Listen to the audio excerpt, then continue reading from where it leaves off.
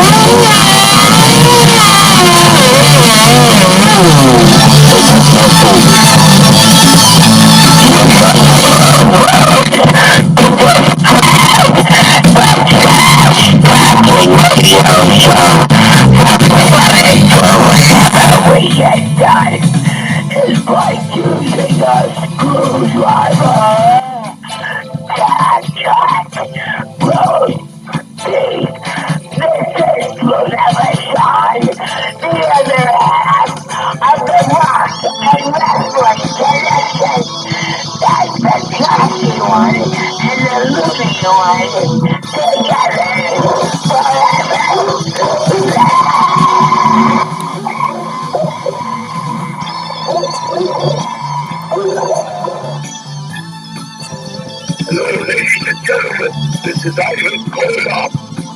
I'm here to tell you about my talking trash. The trash 7 to 10. Tuesday night, you got to listen in. It's the best around the best in town. Alright, hey, this is the animal. One half of the world famous snake in the road warriors leader to do. If you know it's good for you to listen to trash talking radio or else. Everybody, you're watching Trash Talking Radio. This is Hulk Hogan. What do you got to say about Trash Talking Radio? Well, I gotta say, just wow, Trash Talking Radio. You know how the picture, dude. This is my show, and you better watch because what you're gonna do when Hulk Hogan's brand new Trash Talking Radio runs wild on you. This is the Vital Idol, and you're listening to Trash Talking Radio every Tuesday from 7 to 10 on TrashTalkingRadio.com. And remember this. When the Vital Idol tells you, it's got to be true. And when it's on the internet, it's got to be real. It's Trash Talking Radio every Tuesday from 7 to 10. I am the top of pop, the king of swing, the international rock star, way above par, the host with the most, Mr. Tuesday Night, the Vital Idol, Classy Mike Trash, and thank you very much.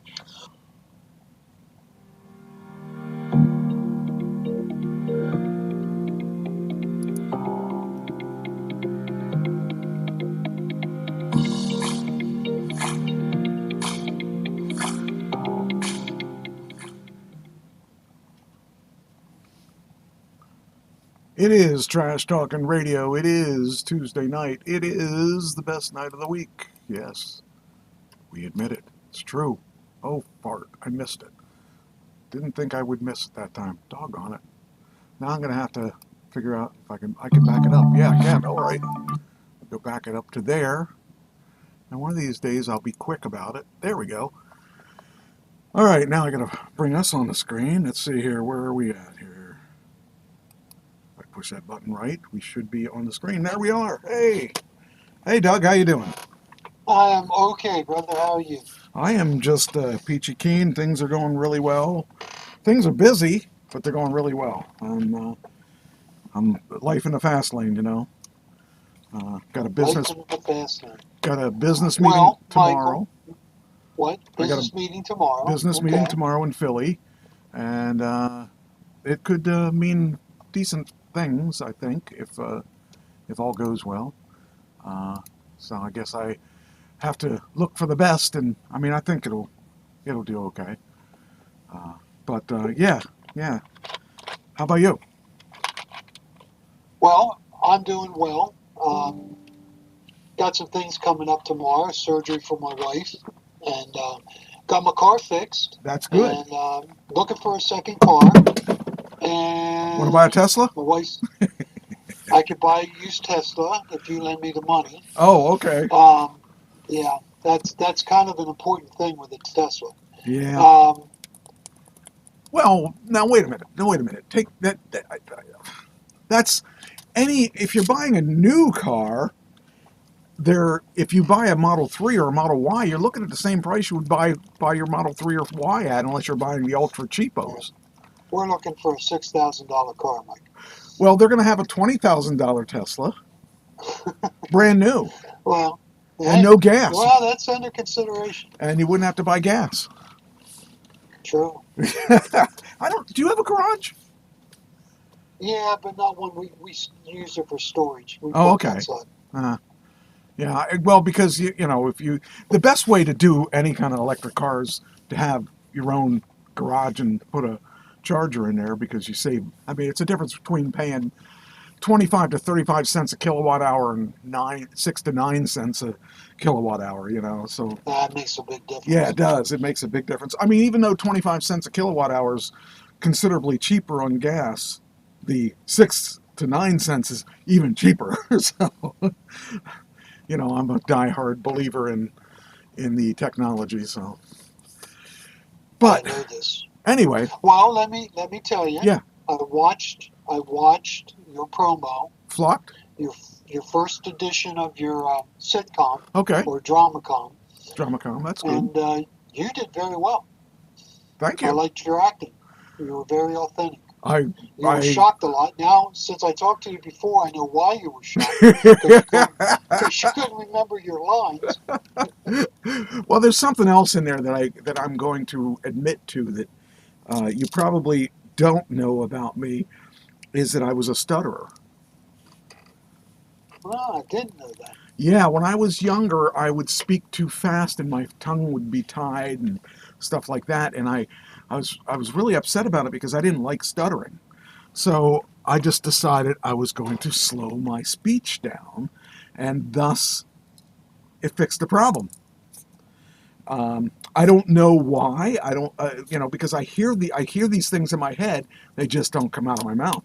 And then we have in acting classes, there are classes that teach you to say letters that aren't usually with other letters, so that you get better at picking things up and speaking faster.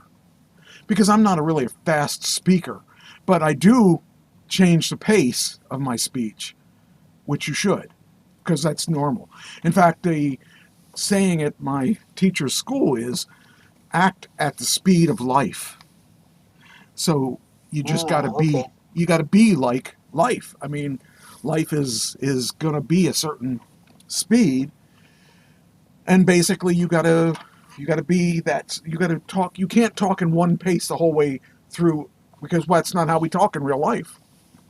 We'll speed up or we'll slow down. And one thing that you got to be careful of when you're acting is you'll see something on a page that might be two different lines with a period, as most lines and stuff do. That's not the way we talk. We don't talk periods and we don't talk commas. So if you really think about it, you'll be reading something, and if you're reading it out loud, you've got to read through the commas and read through because they're for the reader. They're not for the listener. So when we talk the way we talk, because that's the way we talk, and that's the way we are programmed to give our answers and things like that. So the big deal is that you got to make sure that you're not reading something to somebody, because that's what it is effectively if you're slowing down and stopping every time there's a period. So that's something I learned that I never really thought about until I started working with this acting class, and that's something you got to think about, is how, the pace that you talk about, you got to talk about, and you can't know what's happening. You can't know what's going to happen next. If I knew these three girls were going to show up, well, would I have the reaction that I had then, where I keep saying, oh no, what did I do? It's just, you didn't see that coming, because, well, maybe by the third time you did, but the second time, I'm like, what did I do? Why do I have three girls coming? And then, we go through the whole script. But a lot of that is, and if you listen to if you think about the way I talk, I don't usually talk very fast. I talk at this pace at the fastest usually. But I'd like to maybe do some of the acting class things that make it so that I can speak faster, because there are times that I've seen things and they say, okay, I want you to do it faster. And you just, like, you can't get your tongue to untwist and you can't do it faster. But those are things that you can actually fix about you. And it's something that I've learned to slow down my speech, but now I got to learn to speed it up. So, but it was a fun project and a lot of work. And I especially like the way the transitions, when I'm explaining when Ken died, when I'm explaining when my girl left me.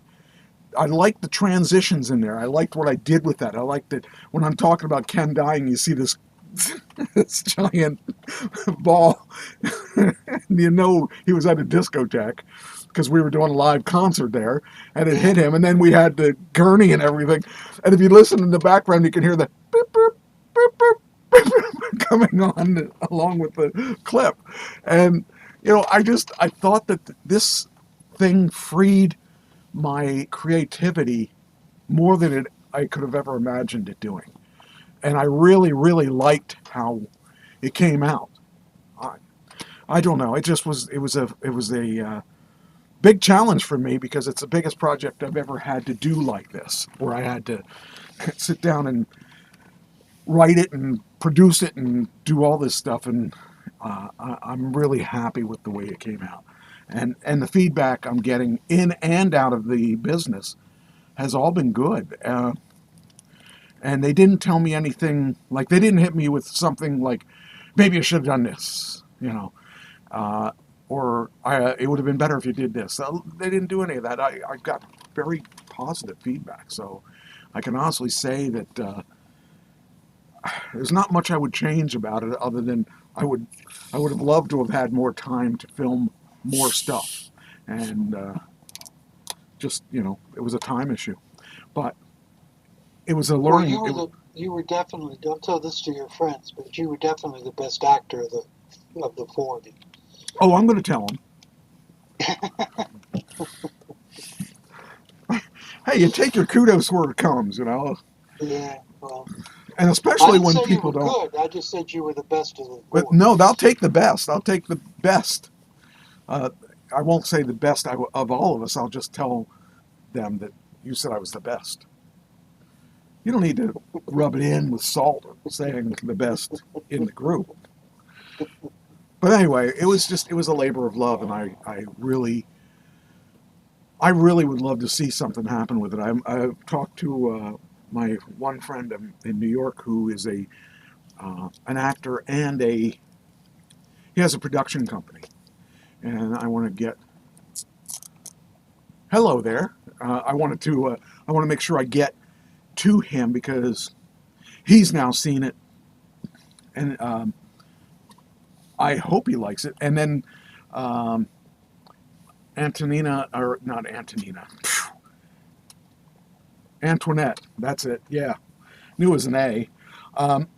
Her husband's a writer, actor, producer.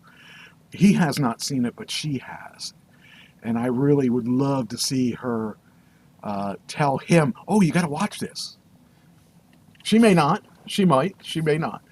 And then hopefully when I go out to L.A. next, I hope to meet up with my buddy in L.A. and show him the project. So I got plans.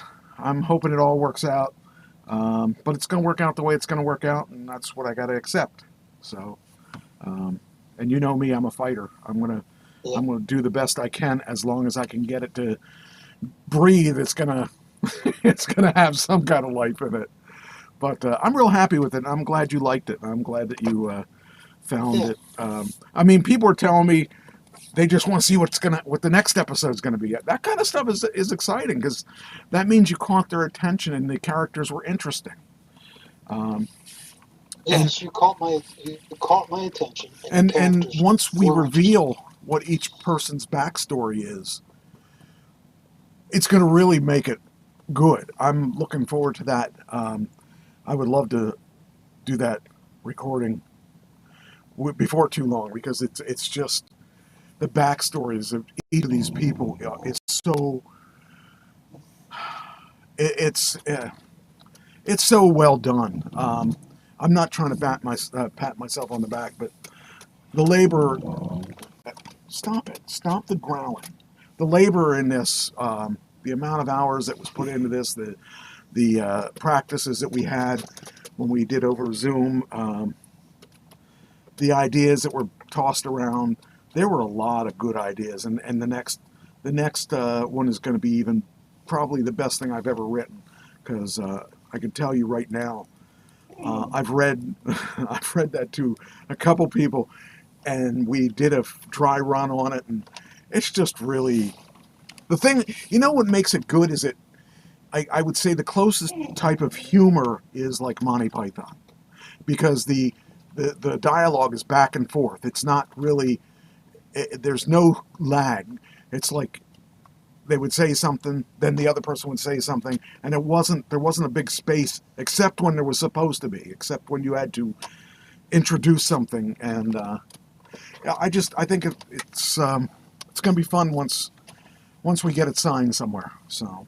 Well, I knew it wasn't you because you admitted to drinking. Did you like the drinking? Well, I don't do drugs and drinking. Well, not much anyway. So a lot of that was impromptu too. That one wasn't. That was actually something I wrote out. But a lot of that stuff we did through. If you do Stella Adler acting, that's where a lot of that stuff comes from, where you actually use the creative side and you don't necessarily do what's in the script. A lot of that wasn't in the script. It followed the script, which is what it's supposed to do, but it wasn't in the script. So, yeah, I'm just really. Well, you look befuddled, shocked, and just befuddled is a good word. Yeah, how you portrayed yourself.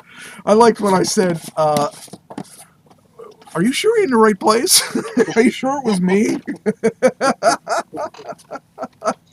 Like, who else would it have been? You know, I love those. That's the kind of comedy I like too. It's not, I mean, nothing offended. I don't think there was anything offensive in that whole thing. I found nothing offensive. And it was, so it's wholesome comedy. Like I said originally that it was Three's Company meets Friends, but I think I changed that in the deck. I put Three's Company meets Friends meets Golden Girls and meets New Girl, because those are all comedies about people living together, and just from a different perspective. And I threw in the Golden Girls because that'll tell you you're not, if you're a millennial, you're probably not going to watch this, because it's really for our age group, and from about, I would say, 40 on up, it will appeal to. And once we get the reveal on why everybody's there, it'll also be funnier, but we can't reveal those things yet. So. Right. We need episodes to do that. Yeah, we should. If I have it my way, we will have the first two reveals during the second episode. If I don't get them the first episode, I'm still waiting on the two to get me my next, because I'm going to start planning film festivals and stuff too. I'm going to start putting it out there because it's time to make money. Not really make money. It's time to expose the product, because the money making comes down the road. But if we can prove to them that we've got a viable product, that's the biggest thing. Okay. So we have really a lot of stuff going on today. And what we're going to do, well, let's start with the birthday stuff, because that should go quicker. I don't have a whole lot of birthdays, but I think I have some pretty good people on the birthday list. The first one,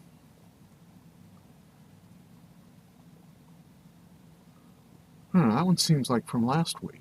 No, it isn't. Okay, Christina Ricci. She was the daughter on Um, um, what was the name of that show with oh oh, I can't think of the name of the show. It had did you ever watch Family? What's it? Oh, I can't. Freaking A. I'm letting you hang, Mike. Oh, you are letting me hang. You're cruel in this way. Family Ties? No, it was the one Fox put out. The one that the with Ed O'Neill. Family Matters? Huh?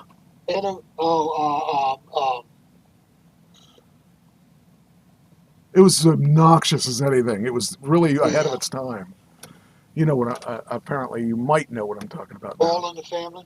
Not All in the Family. It was. No, that's not it. It's in the '90s. Married with children? Married with Children. Yes, it was the daughter, Christina. Oh, yes. Okay. Christina Ricci. Yes. Okay, she's got to be in her late 30s, early 40s. You're really close. Where do you want to commit to? Early 40s. Okay, if you commit to early 40s, she's 45. Okay. I was sitting back thinking, how old is she? And I couldn't believe she was 45. I was thinking she was older than that. Hey, Mitch. Mitch is in the chat room. Josh Brolin. Don't know. He's a lot younger than I thought he was. Josh Brolin played in the Deadpool. He played the bad guy in the Deadpool. And he played let's see. He was in Deadpool. And he was in. Oh, he was in the Avengers Endgame and all that. He was the big monster guy, the big bad guy. Did you ever see it? Ever see the? No. Okay, well, it's James Brolin's son. Whoever that is. Okay. I'm going to say 50. 57. Darren Aronofsky, you probably don't know who he is, but there was a wrestling movie out I think it came out in 2010 because I auditioned for it. But he's a cool director. He just won an award for The Whale. You probably don't know him. 52. 52. Good. 56. 56. Joanna Kearns, the other another family show of the 90s with Kirk Cameron. She was the father, or mother. She was the father, yeah. Mother? She's 65. 72. 72. Yeah. And then People get there's old fast. John Travolta. John's got to be in his 80s. I tell you what, I wasn't sure how old he was, and he's a lot younger than I thought he's older than I thought he was. I thought he would be about 68 or so. He's 71. 71, okay. Molly Ringwald. By a decade. Molly Ringwald. Molly, yeah, she's got to be 78. She is 57. That old. Wow. Matt Dillon. Those guys were all around the same age, but not exactly.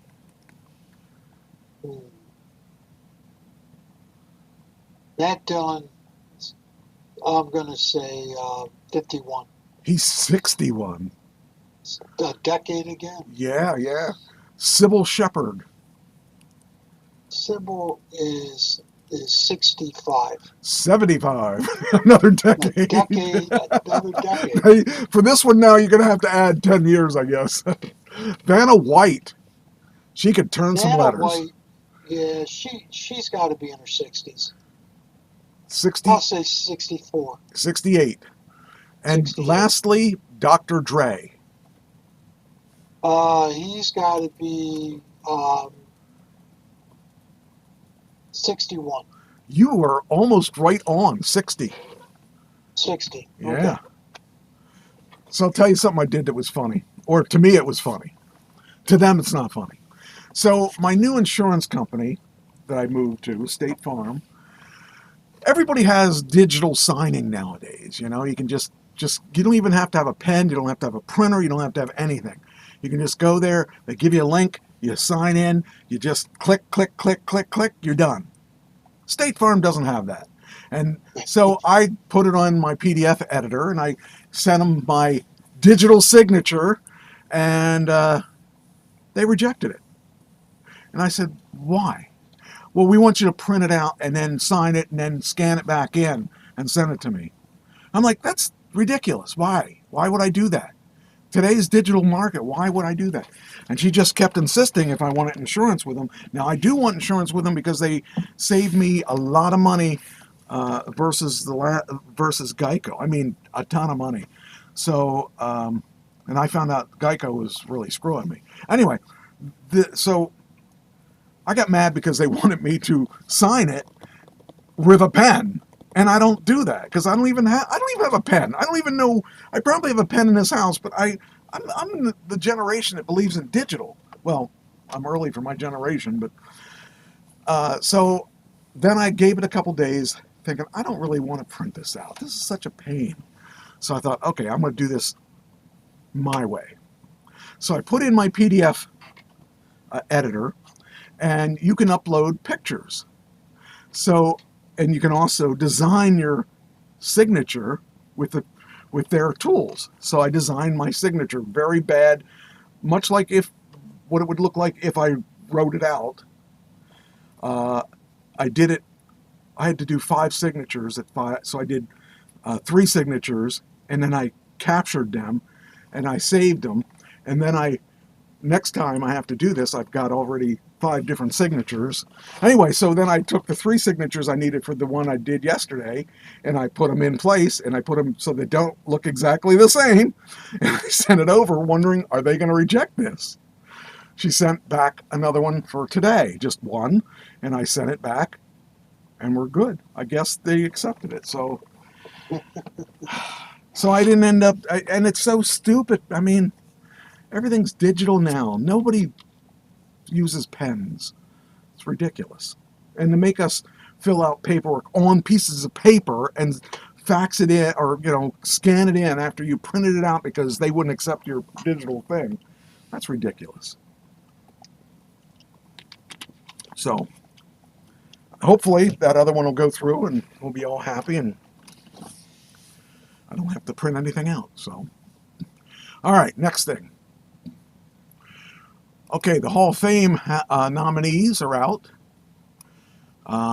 This year, they got a lot of good people this year. I mean, every year they have a lot of good people because there's a lot of good people to be out there with. But Mariah Carey, Oasis, Outkast, White Stripes among 2025 Rolling Rock and Roll Hall of Famers. Soundgarden, Cyndi Lauper, Black Crowes, Joy Division, New Order. They're 14. Are these all the inductees, or these are the they have not been inducted. These are the nominees for induction. So all of them, here's all of them together. Bad Company, they should be in. Black Crowes, okay. The Black Crowes are okay. Mariah Carey, she did okay. Chubby Checker, yes. Joe Cocker, yes. Billy Idol, yes. Joy Division and New Order, I don't know who they are. Cyndi Lauper has to be in. I don't know who Mana is. Oasis, the band that fights all the time, they should probably be in for fighting. Outkast, they had one hit.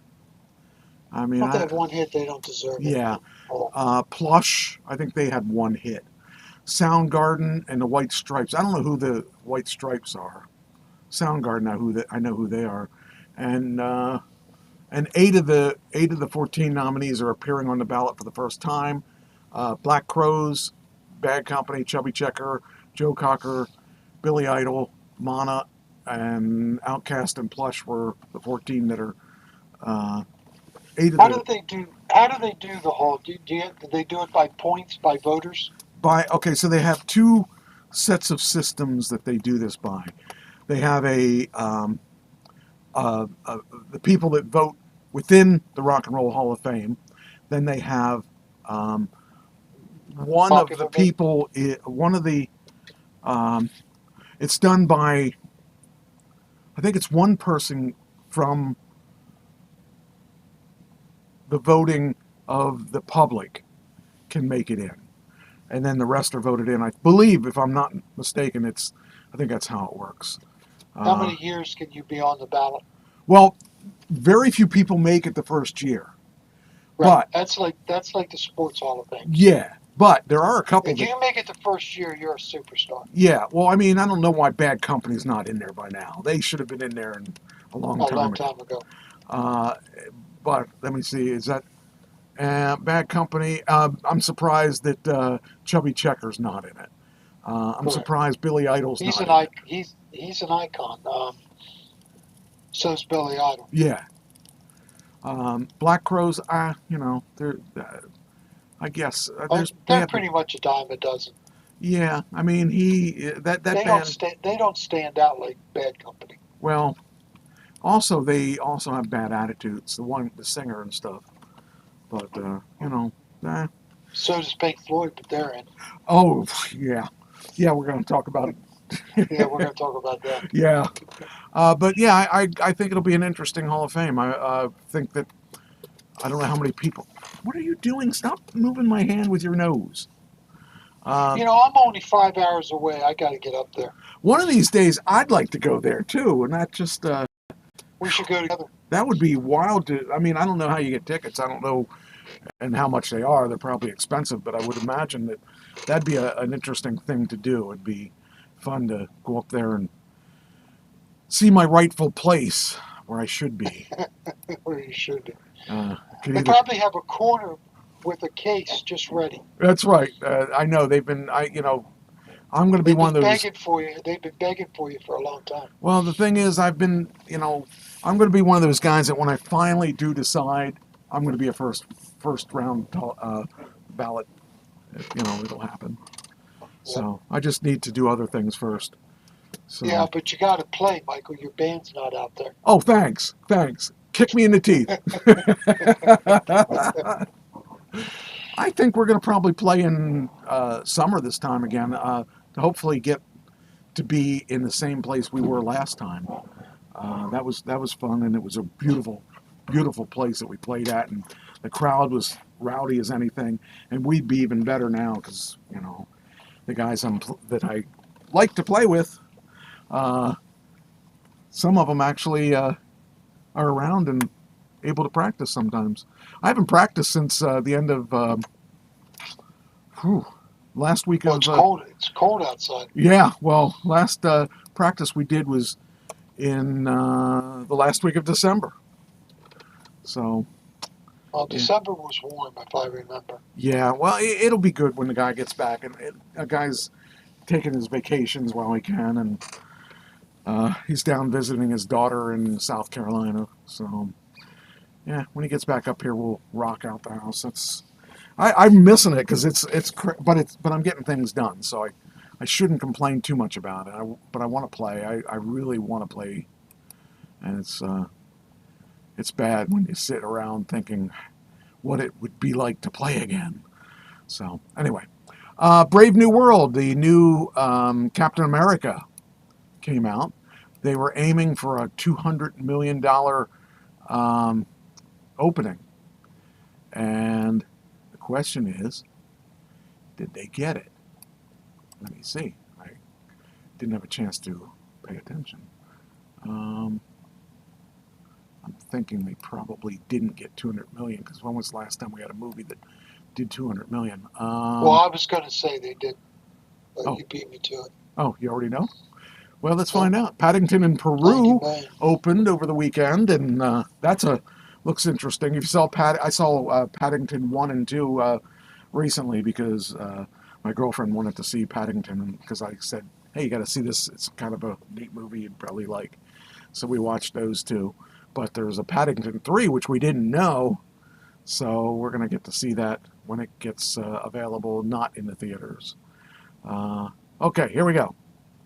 So they made $200 million go globally. You say it did? Yeah, it says nearly $200 million. Oh, okay. Well, look at the headline. Well, it's aiming for It's aiming for 90 million plus the U.S. Opening, nearly 200 million globally. So the question is, did they get? I'm about to snap on that and find out. Here's the box office. Okay, open to 100 million in the U.S. and 192 million globally. So they did actually almost do that. They almost did. That's crazy. I wouldn't have thought that was going to do that well. I mean, I should have thought, but there's a lot of things going on that's a big movie thing, because they had that moving, and and actually, strangely enough, one of the movie theaters shut down for the weekend. This weekend, which I thought was odd, but it was an AMC that they didn't say why they shut down, but they're going to be back up and running, I guess. But they shut down one of the most, it's a popular date night weekend, so they lost a lot of that money. They were smart. They didn't do it over Super Bowl weekend. Yeah, that's true, and a lot of they did it over Valentine's Day, which people go to the movies. Yeah, I would have liked to have gone out, but it was too cold. I just didn't feel like going out in the cold. So enough of that.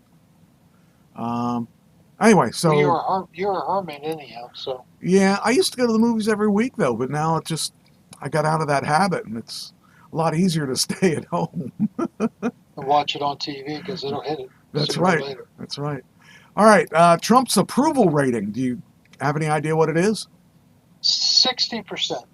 56. 56. Are you saying that because you know something, or you? No, I'm guessing. You really? I know it's over 50, and then it's not 60. Well, that 55 or 56% is about as close as you're going to get without hitting. It says 55. And that's pretty strong, actually. Considering who it is, especially. So that means it's a lot of independents, because conservatives only make up about 40% of the electorate. I think the people that are butthurt are going to stay butthurt, and people that are opening their minds, they're realizing that he has a lot of ideas that actually can help the country. Well, immigration, getting the criminals out is a strong thing. Telling NATO to pay their own way is a strong thing. Yeah. And what Musk is doing is a strong thing. Yes. It's really scary, though, because it's so different from what any other president has ever done. That's right. And the Democrats don't know what to do about it. Yeah, they're in the wilderness. They're really lost. And the thing about this is that, I look at this and I realize that people don't look at the big picture. They look at that. They look at what they're paying at the grocery store and the gas pump. And like I read it, somebody had it posted 2 weeks into Trump's presidency. They said, "Well, it's 2 weeks later, and the cost of eggs hasn't gone down." Okay, well, it doesn't happen. Because they killed 50 million chickens. But it doesn't happen that quick. He's not going to fix the country in a week. He's not going to fix the country in a month. Not in even probably 6 months. But I guarantee I've never seen a president that has done so much in such a short period of time. He has 60 lawsuits against him. Well, keep him climbing, The guy's got guts. He definitely has guts. I can't imagine. I mean, he planned a long time he had 4 years to plan this. Yep, he planned it. And Musk fell on his lap. Yeah. That was it's just a lot of stuff going on at once. And then, of course, Putin, he talked to Putin for the... Without Zelensky and without Europe, yep, which makes Zelensky from Ukraine and Europe furious. It says here, he and Putin agreed to begin talks on ending the Ukraine war. He's doing everything he said he'd do. Trump said that Putin wants to end it because his economy is in shambles. Not that Putin would admit that, but that is what the truth Yeah. is. The inflation is like 19%. Unemployment is through the roof. They're floundering over there, and because the people drain, the people that are dying, Russia's losing so many soldiers, and because Ukraine's a pretty good fighting force, Hmm. and the death toll is high on both sides, Yeah. and it's unsustainable. They've emptied their prisons. They've told people in prison, you go fight, you can be free, and they're dying. Jeez. And they don't want to around Stalingrad and around Moscow. They don't want to draft because that's where their elites live, and they're rich people. That's Okay. where they live, and they do not want to draft their kids, and they're running out of people in the rest of the country, and running out of military-age men. Yeah. And Putin has strong desire to come to the table. Plus, the sanctions that are on Russia are taking a big effect, and he has every motivation now to. Now it's going to be a tough negotiation, Mike, Yeah. because Putin has 20% of the Ukraine territory, Wow. and he doesn't want to give it all up, and so it's going to be a tough negotiation. But Russia is primed to negotiate. Okay. So Well, Trump read it right, and he read the situation correctly, and is in at the right time because Putin wasn't ready to talk a year ago. right. And of course, Biden's incapable of talking, so negotiating. So Putin saw no need to deal with Biden. So and he's scared of Trump. That's the other thing. Trump's unpredictable. You don't know what he's going to do. Yeah. And but Zelensky from the Ukraine is very upset. He said the other day that he will not accept a United States-Russia peace deal unless he is involved, Well, yeah. sitting at the table. I can understand It's his that. country. I can understand that. Yeah. Jeez. I think they're just laying the groundwork, Yeah. the broad picture of a deal. Yeah. That's all. That's all. Then there's the America's new Gulf. What is that? There's no longer a Gulf of Mexico, according to No, it's Trump. Gulf of America now. That's right. I was. Google Maps switched it. Did they really? Yeah. Well, it depends. And I think. AP refuses to use it, so Trump kicked him out of the press conferences. Oh, that's funny. It's good to be president. It's petty but funny. Yeah. Yeah, but it's good to be the president. It's good to be the king. It's good to be the king. Yeah. So that's the big ones about that. It says here, Apple Maps users in the U.S. will see the Gulf of Mexico renamed the Gulf of America. A change. Apple did it too, huh? Yep. A change made. Well, it says here Apple users in the U.S. will see Gulf of Mexico. If you're in Mexico, you'll see You Gulf will of see Mexico. Gulf. Yeah. So they actually are pretty funny. They kind of like they're kind of playing both sides, you know. But it says Mexican, Cuba, and the U.S. each border the Gulf, which was first named the Gulf of Mexico in the 16th century. The U.S. controls more than 1,600 miles of the Gulf's coastline, a little less than half of the total, and its sovereign territory extends 12 nautical miles beyond the coast. The country possesses economic rights over a further 200 miles offshore. So, yeah, that's it's kind of a weird world. Mexico does have a legitimate gripe about this. Yeah, I because don't- They were here a long time before America was here. I personally think it's silly more than anything that we want to be naming. I mean, we're doing it just to, swing It's our. Trump being Trump. It's yeah. Trump being Trump. It's just to swing our power, and so that's the way it is. All right, Super Bowl. What is it? LIX pulls in a record $800 million in ad revenue. $800 million in ad revenue for the Super Bowl. Did you watch now any of the commercials?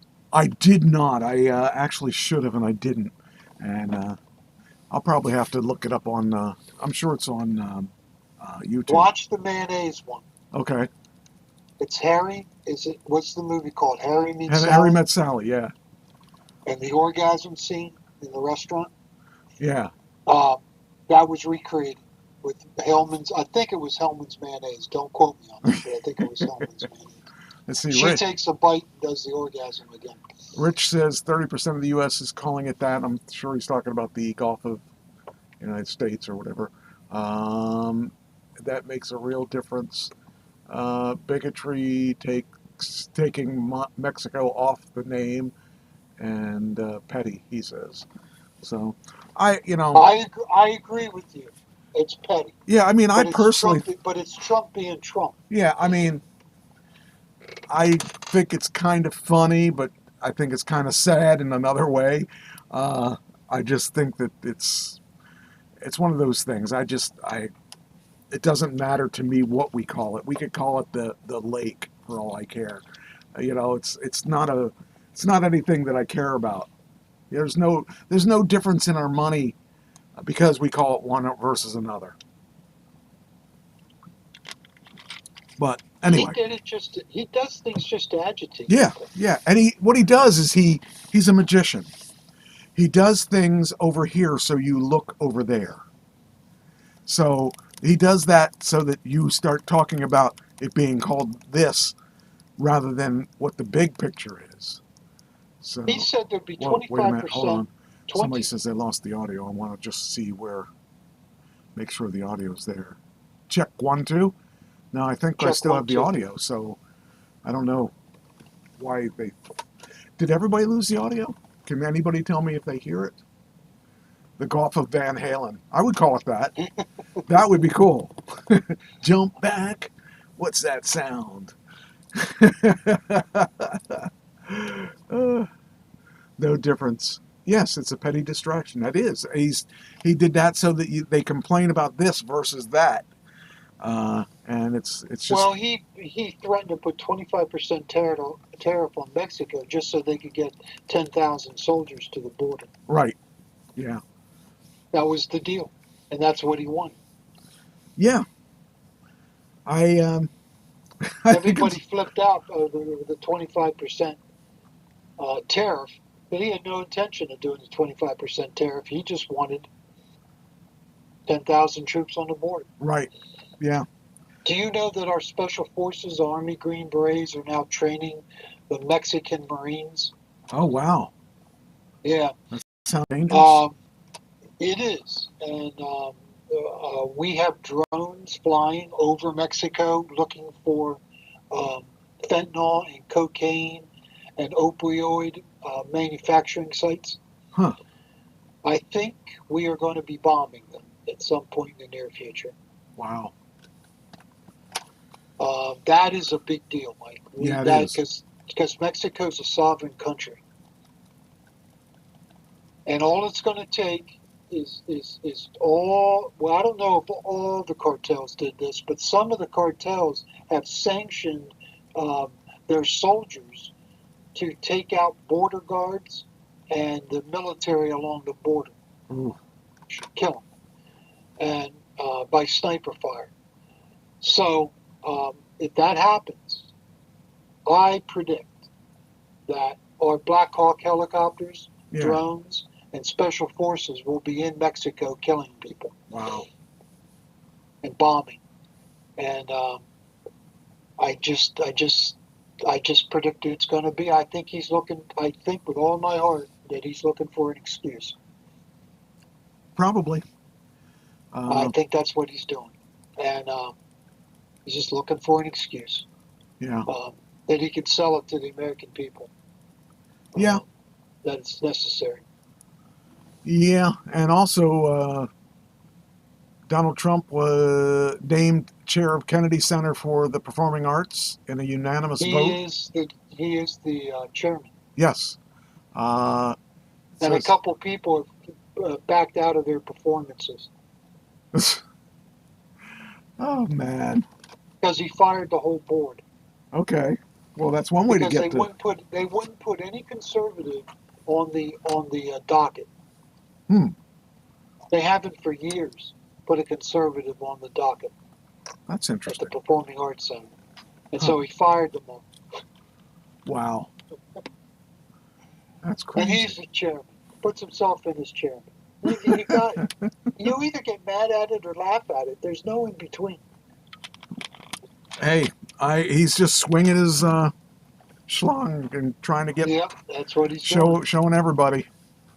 So I don't know. It's just This is bigger than the rest of us, so yeah. Well, that's what he's doing. he definitely has bigger balls than I do. I can tell you that. Oh, I I can't can tell you that too. I can't imagine some of the things.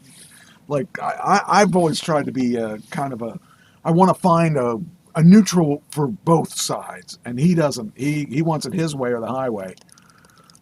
And no one's ever done this. That's the thing. This is going to go down in history as if he wins this, it'll go down as he'll be one of the great presidents of all time. Yes. If he doesn't win it, he'll go down as one of the biggest jerks of all time. Yes. But he may end up being the biggest jerk of all times that did something.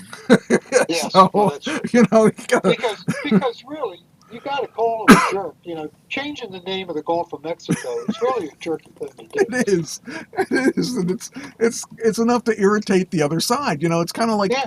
like going up to somebody and punching them in the arm. You know, it's like it doesn't really mean anything, but it's irritating people. You know, oh, I can't imagine. He plays the game. You know the game he just plays as a kid. I'm not touching you. Yeah. I'm not touching you. Yeah. I'm not touching you. And you got your finger right there. Yep. I'm not touching you. That's what he plays. Yes, he does. He plays it well too, because there are people that are caving, and there are people that are irritated more than anything. And But the poor Democrats, they're lost. He does something every single day, and Yes. they don't know what to do. right, you can't say he isn't working. You can't say he doesn't have an agenda. And And he goes to the Daytona 500, gets applause. He goes to the Super Bowl and gets applause. The United States hockey team wanted him at their game last night. really, Yes. They asked for either last night or tonight. They wanted him at the game. that's crazy. So, because the U.S. is playing, I think it was Finland tonight. It could be Sweden. I don't know. It's one of those two countries. They're playing for the championship because they Gee. had a 4-country playoff. Huh. Instead of an all-star game, they had a 4-country playoff. So it was United States, Canada, Sweden, and Finland, and they're in the championship games tonight. Jeez. Yeah. So they wanted Trump up there to cheer him on. He's getting cheered everywhere he goes. That doesn't make any sense at all. He's been at more events than Biden was in the last 2 years. Oh yeah, I Already. believe that. In 6 weeks. He's probably He is. eating this up. He loves the attention. Oh, he's an egomaniac. Yeah. Of course he loves the attention. Yeah. Well, I don't know. Then there's a Sean Diddy Combs defamation lawsuit, $100 million defamation lawsuit against NBC Universal, claiming false allegations against Combs in the documentary that premiered in January on Peacock. I haven't watched that yet, but I do want to watch it, even though I don't really know a whole lot about him. I just he's got my interest in how evil can a person be? You know, as bad as he really treated other people.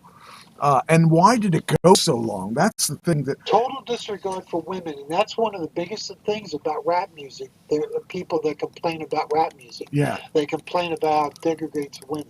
right, Diddy is the epitome of that. yeah, He has no regard for women whatsoever. yeah. Well, I mean, the thing is, I yeah, I mean, and little by little, we're seeing Weinstein, and we're seeing all these people getting it because of what Diddy went through or what he has done to other people. So we're seeing a kind of a different uh, change in the way that America thinks. Because now there's all kinds of people going and getting in all kinds of trouble that they probably wouldn't have before, and that's good. It's a really good thing that this is out there, that there, people are seeing you can't do this. You know, you thought you could do this, you thought you were untouchable, and you're finding out you aren't. And I don't know. I just don't. I don't. If he gets out anytime while I'm still alive, I'd be really surprised. So Well, if even a quarter of what's being said about him is true, he's gone for a long time. yeah, yeah.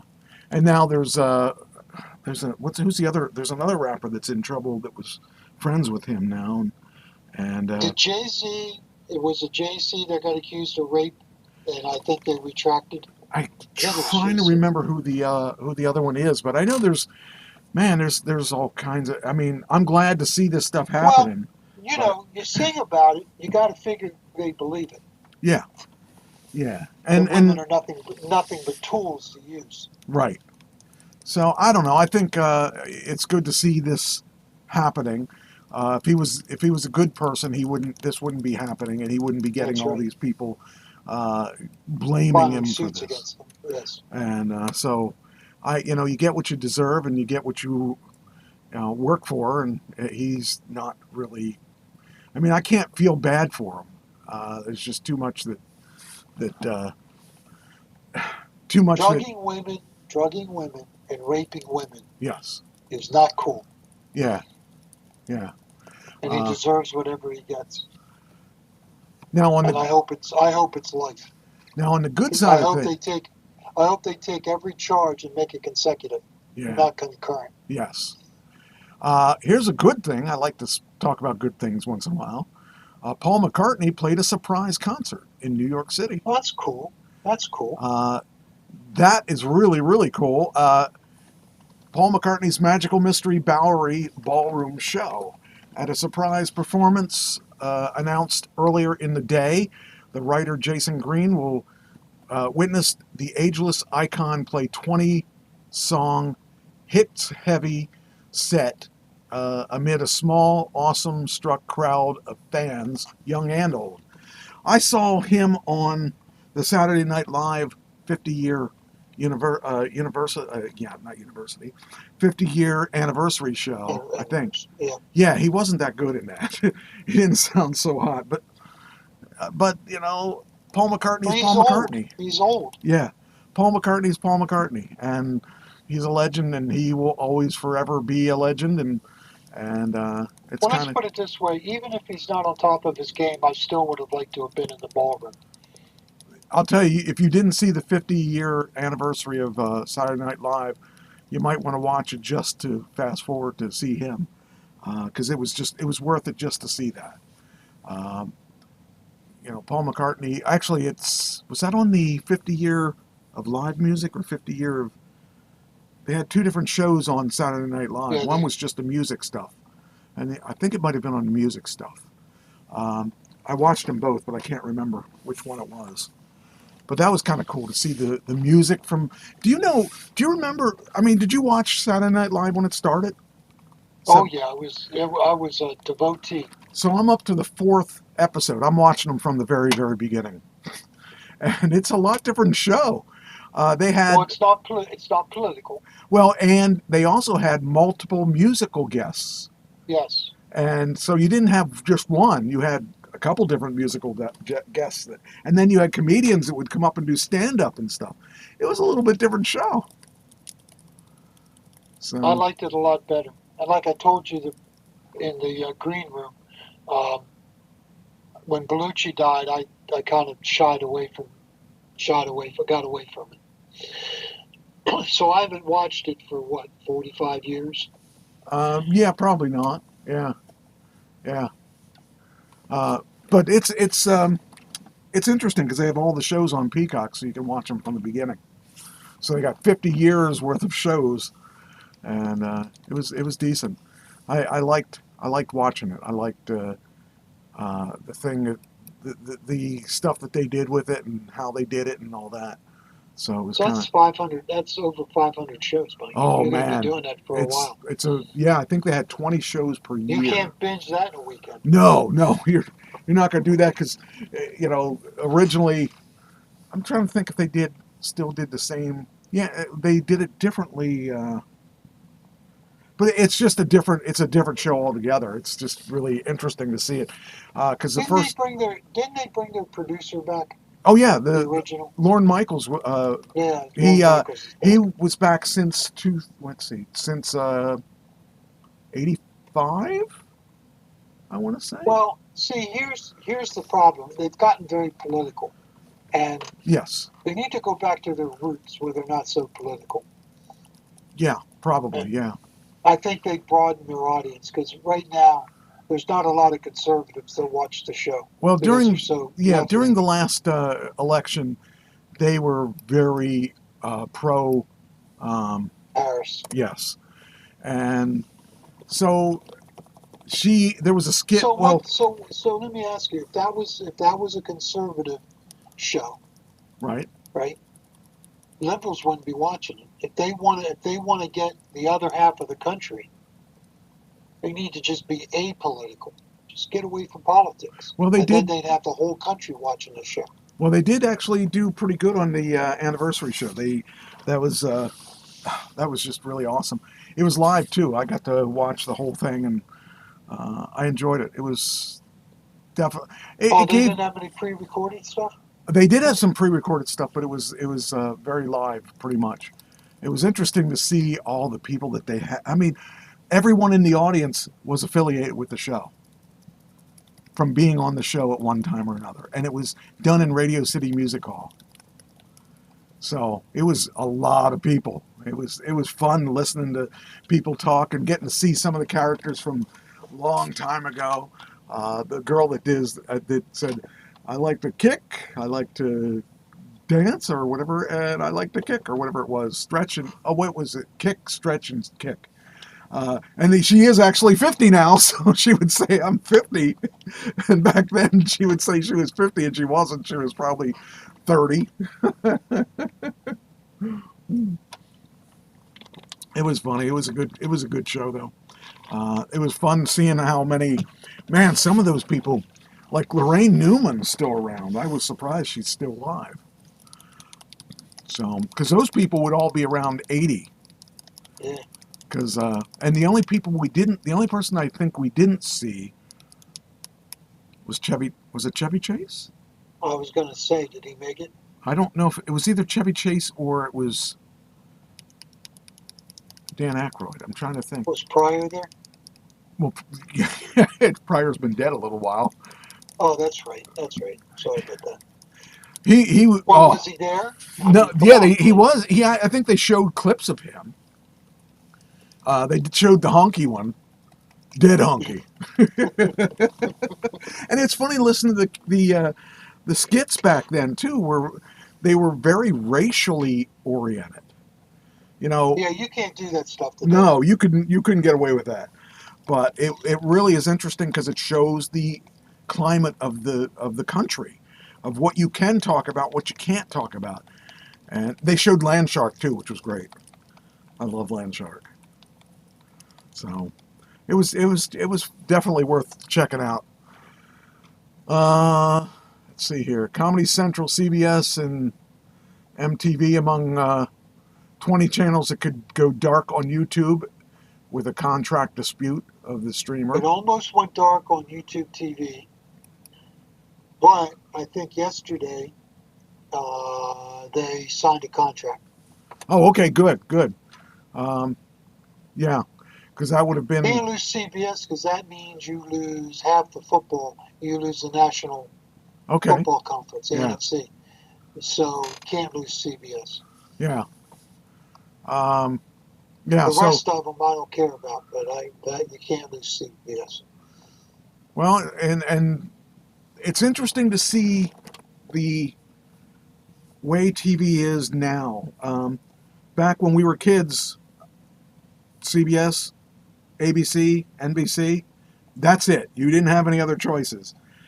And then up till the beginning of the 2000s, the network TVs, they were all it. But now it's a really weird difference, because you have the channels, you have the NBC, CBS, ABC, but they're not really, the money makers. Right now, the big money maker is Netflix, and they're really pulling out all the stops.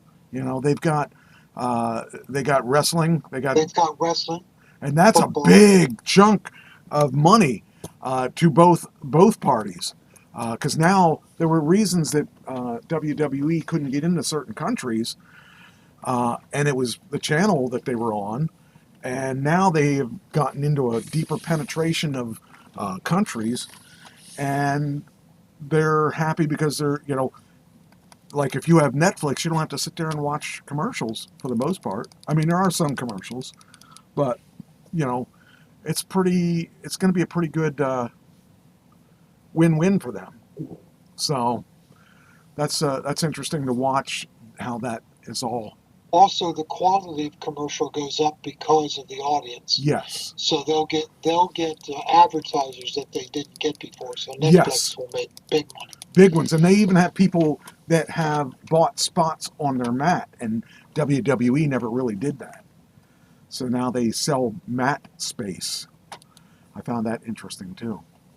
So, okay, so we got the McCartney thing out of the way, and another weird. This is a strange story. I should probably put this for the second part, but I'm going to talk about this now. Teenagers are falling in love with chatbots. This is so weird. That's strange. It is so weird. So I thought, okay, I got to figure out what this is all about. I did a little research. And I shouldn't show you this because this is so stupid. This shows you what my whole life is like now. So the chatbots, I thought, well, what are they talking to these chatbots? So I did a little search. I searched for porn GPT. You don't really want to know this, I'm sure, because this is far from what your expertise should be. Anyway, you can you can find a girlfriend on one of these porn chat GTP things. And I'm serious. This is a subscription service. And I went in here to try to figure this thing out because I can't understand why anybody would be involved in this. But you can chat with another person and you can porn. Now, okay, I'm going to give you a pure disclosure here. I'm going to give you full disclosure. In the early, before any of us had we only had dial-up, okay? Back in the 90s. I lost my girlfriend, and I found this. This is before there were AOL, and this was right before AOL. So I found, my brother and I were surfing different sites, and we found sites that we could go to download games. This is before that was a popular thing, and we were downloading them at like 1200 baud, which is really slow. It would take a day or two to get this stuff downloaded. And so I set my computer up to download songs because I found places were songs. But, and he found places to find, this is software that was pirated. Because they didn't have all the fancy pirated stuff that you have now. I mean, you could pirate stuff easily because all you had to do was have a serial number. And that's before they put all this fail-safe in so that you can't share certain serial numbers and all that. Anyway, there was a site I know, there were a couple sites. There was one on the West Coast and there was one in New Jersey that I found that were chat sites. And this was relatively new because it was so new, only people like me would find it. Anyway, there was a site in New Jersey where you could chat with other people, women, men, dogs, if they knew how to type. But it was kind of funny because, you know, I was a very frustrated guy. I lost my girlfriend. Actually, I lost my wife at that point. And I didn't have any prospects. So I started getting on this site, and I didn't know what all I was getting into, but there were all kinds of people that were on a porn site. It was a porn chat site. Well, this is modern porn chat site because there's not a person at the other end. It's a chat GTP. So, you know, in any case, I've actually done this stuff before where I've chatted hot chat, and you know, it's kind of funny to see it be turned over to this. So, but I started looking at this site, trying to figure out, like, you're talking to a chat GTP. I can't really be sexual with a chat GTP. You know, I would think that I would need something other than chat GTP to get me where I need to go. I don't know. I just think it's weird that people are. I guess it shouldn't be any weirder than, like, there's a game called Afterlife. I don't know if you know about that or not, but it's just a 3D game. A 3D game that is like the adventure games back in the, well, more than what we used to play, but like what's that game that you fight with? Call of Duty, except it's all about sex. You're trying to score, and you create your character, and the character's got to be, you know, you want to make that person sexy and all that stuff. I would think it would be like that, except you don't even get images with that, I would imagine. Anyway, they got this app, and you can, I see a 4.6 on this one. Of the 45 reviews, you could have yourself, look, here's some of the girls you can create a chat GTP partner, I guess. I did not play this at all, so I cannot tell you what you can do with this, but I would imagine you can do whatever you want if you're into that stuff. And like I said, there's more than one site that is featuring this stuff, so I don't even know what to think of it. I mean, you got the Flow Chat GTP, it's porn GTP, I guess. Then you got search results for, search results for porn chat GTP. There's, you know, I think it's really, I don't know how much it costs, but I would imagine that there's a fee for this. Wonder if this is probably the one I looked at earlier that looked like there was a fee. So, I mean, these girls look like they are. I mean, like they're alive. So, I don't know. Generate your AI girlfriend's image. This is just so weird. You can dress her however you want to dress her. It's just really strange stuff. But I remember when I looked at this, I don't know if it was this one or the other one that I was looking at, there was they wanted to charge you pretty heavy on it. So it says try for free. I guess this is the one. So I guess you could actually get a girlfriend, a chat GTP girlfriend, and whatever you got to pay for that to do that. But I just thought it was really odd that this is really a thing. So, yeah. So that's the guy in the basement has a girlfriend now. Yeah. I guess that's their way of doing it. Got to remember why I put this in here. There was some reason. And you're in a basement. Oh, this is why I did it. Okay, so this is why I even got involved in this. I was doing my listings for acting, and this is what came up. It said, seeking actors who are cheating on their partners with an AI girlfriend or boyfriend to join a reality TV show.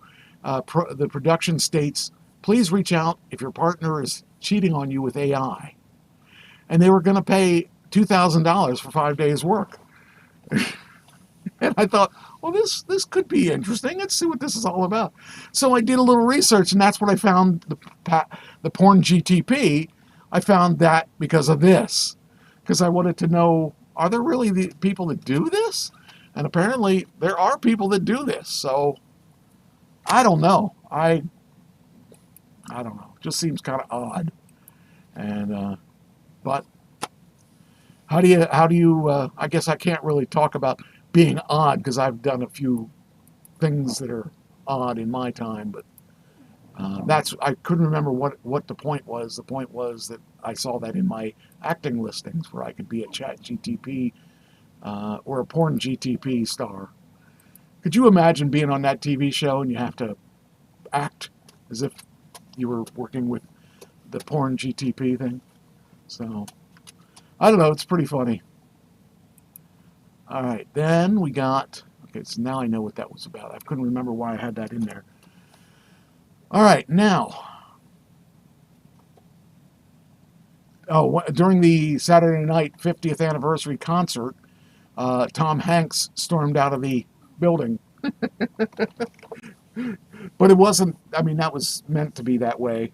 He was supposed to be mad because they didn't announce him or something. So it says here that Tom Hanks and Rita Wilson stormed out of the Saturday Night Live 50th anniversary event in a comedic bit that had the audience in stitches. The couple left their seats and headed to the back of the auditorium when the host, Jimmy Fallon, told the audience that there's a 3-hour SNL concert and would not be handing out any rewards or any awards. So because Tom can't win any awards, he stormed out of the Radio City Music Hall. So it was kind of funny. But yeah, I knew there was something I wanted to talk about on that too. Then, Timothy Chalamet played Bob Dylan in that biodoc. And it says, what Bob Dylan taught him about fame and politics. Be wary of any savior-like figures. Now, Timothy Chalamet, I wouldn't have even thought of him as playing Bob Dylan, but you know, there's got to be a reason that he did. But I just found it really interesting because he's an okay actor, but I guess you only have to be an okay guitar player to be Bob Dylan. So it's not like Bob Dylan was Eddie Van Halen or anything, but you know, just interesting to see. So Timothy Chalamet opened up about how playing Bob Dylan in A Complete Unknown influenced his own experience with fame and activism, saying that he learned from the folk legend to be wary of any savior-like figures. During a packed press conference in the Berlin Film Festival on Friday, Chalamet was asked about how Dylan, who penned several iconic protest songs, has influenced his view on political issues like war and the rise of the far right.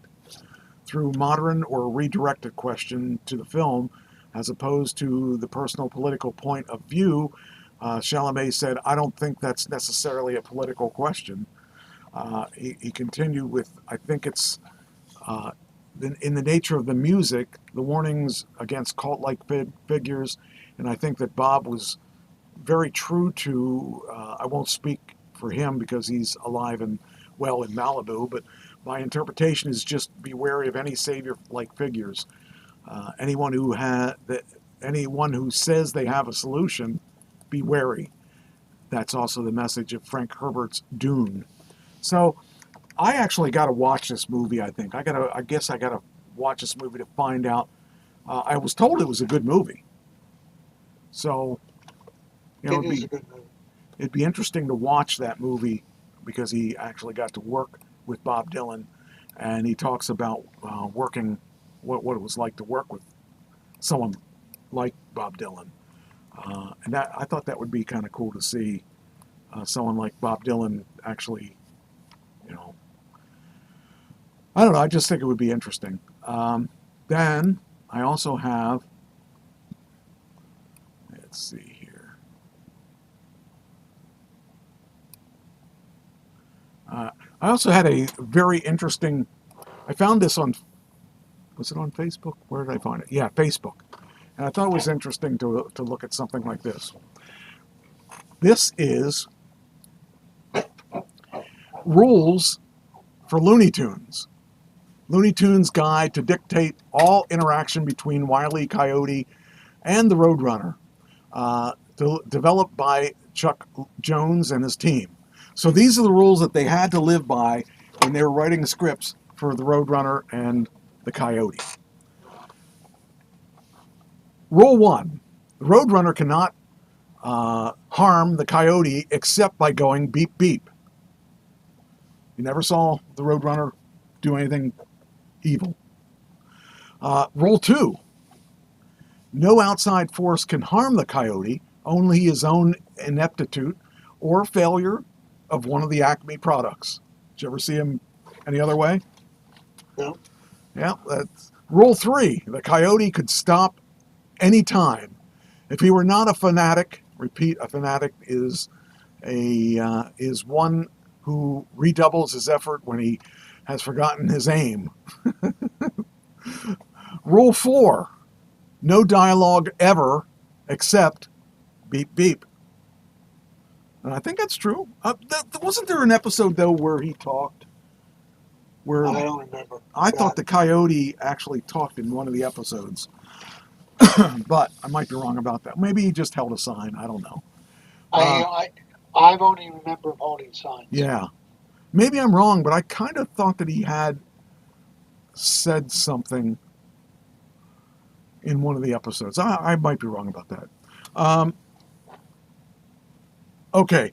The Rule 5. Roadrunner must stay on the road. Otherwise, logically, he would not be called Roadrunner.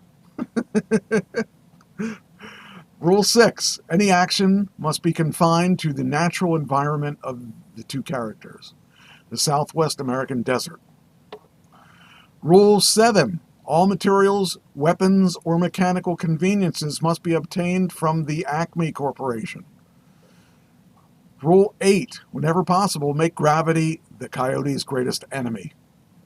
And Rule 9. The Coyote is always more humiliated than harmed by his failures. So there you go. You could be a Roadrunner writer with just these. I find some of the strangest things. I swear I find the strangest stories ever. All right. So, all right, let me get this down here.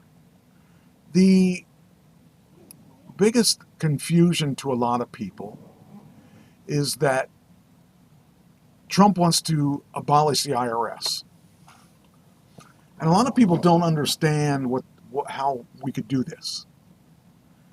And I should probably put this off till after I get other stuff done, but I started it now, so I guess I got to finish it now. All right, so let's see here. I gotta see if there's any commercials, because if there are, let's go. Planning to move? Yeah, that's what I Join the thought. six. It's commercials. Rats. Hopefully there are not too many commercials. Let him go through his commercials. But anyway, so the interesting part of that is, we've lived in a world of paying taxes, and there is nothing but paying taxes in our life. This would be a bit of different things on the way that we're going. Oh, good, this is the right one. Okay. Just wanted to make sure this was the right article. Okay, let's get done with the... Okay, you done? Come on. Let me show. I don't want to keep doing this. Okay. All right. We should be done now. Okay. Okay. This guy here explains the whole thing of elimination of the IRS.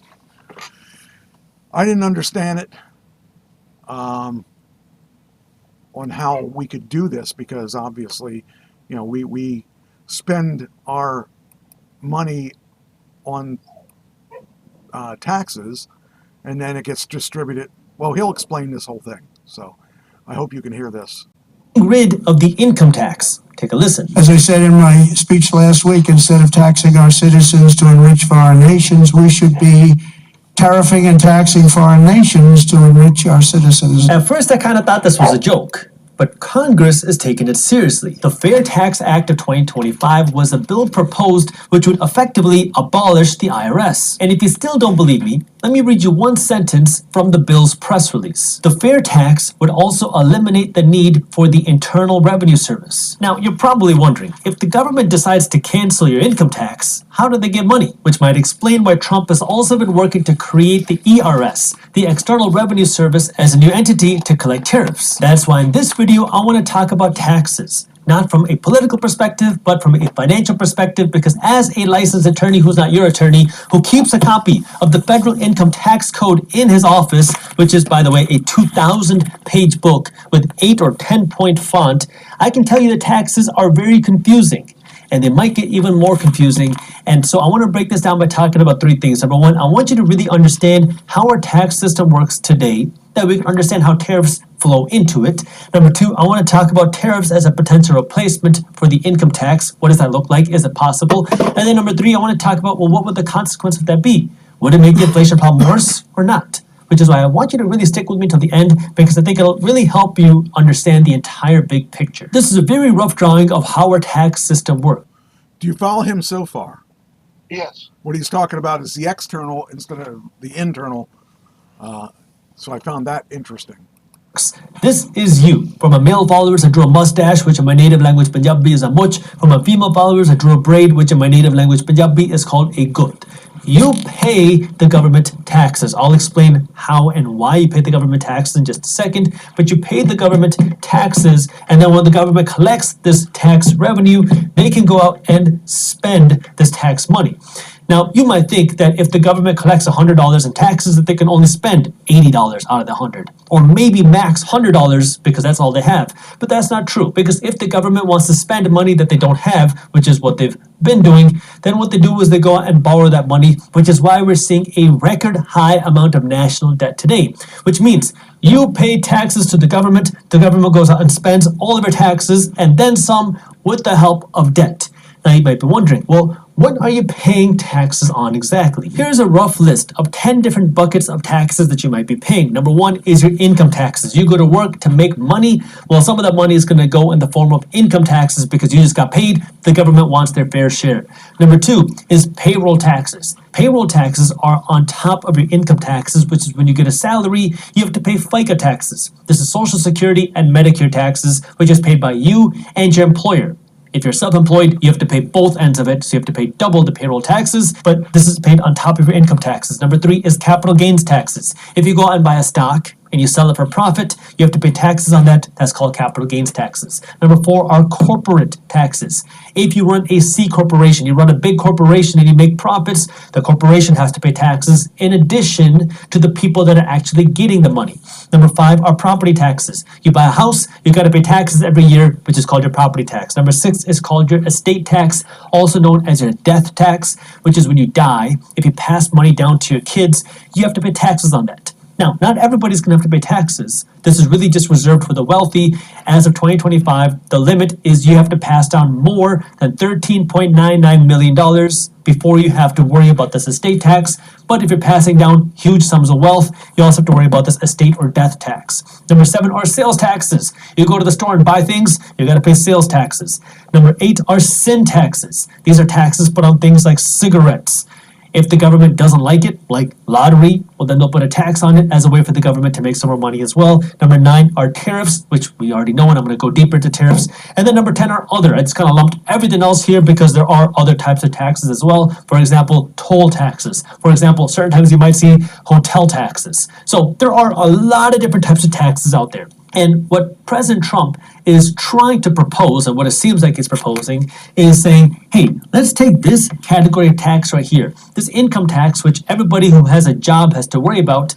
Let's get rid of that, and let's replace that by increasing this tax right here, tariffs from goods from other countries. So now that we all have a foundation of how our tax system works, where the government is going to collect taxes from you, and then they're going to spend all that money, and then some with the help of debt, let's now talk about, could we actually feasibly use tariffs as a replacement for the income tax. Now, I do want to let you know that if you're an investor and you like to stay up to date on what's happening in things like the economy and things like the stock market and things like the housing market, the crypto market, and the global economy, my team at Briefs Media publishes an amazing free newsletter every day called Market Briefs, where we break down what's happening in the economy, in the financial markets, into a quick and witty and fun to read newsletter. You can read it in less than 5 minutes every morning, and it's completely free. We have hundreds of thousands of investors that are reading Market Briefs every morning. So if you'd like to join for free, I have the link for you to join down in the description below. In 2024, the IRS collected about $5.1 trillion in income taxes. And then out of the $5.1 trillion that they collected, the IRS then had to pay back a little bit over $500 billion in the form of tax refunds and credits. So let's just say, we'll call it that the government collected around $4.5 trillion in the form of income taxes. Now, I know I'm just a random guy on YouTube, but if I did some basic math, if you want to get rid of the income tax, I think that you'd have to collect an additional $4.5 trillion in the form of tariffs in order to negate that. So I did a little bit of digging, and according to the United States Customs and Border Protection website, here's what I found. There were about $3.35 trillion of goods imported into the United States in 2022, of which we generated around $111 billion in tariffs. Now, I know that was based off of 2022 numbers, but that's the best data that we have from the government agencies themselves. But if we take a look at the 2022 numbers, that means, in theory, the government would have to impose something like a 130% tariff on all imported goods into the United States in order to generate $4.5 trillion based off of the $3 trillion or so that was brought in or imported into the United States in 2022, which doesn't seem very feasible. Not to mention the fact that the goal of tariffs is to bring some manufacturing back to the United States, which might have you thinking, if we slap on big tariffs and some more manufacturing comes back into the United States, we might have even less imported goods because less goods are being made overseas. So if less goods are being made overseas, more goods are being made here, less goods are being imported, and less tariffs are being collected.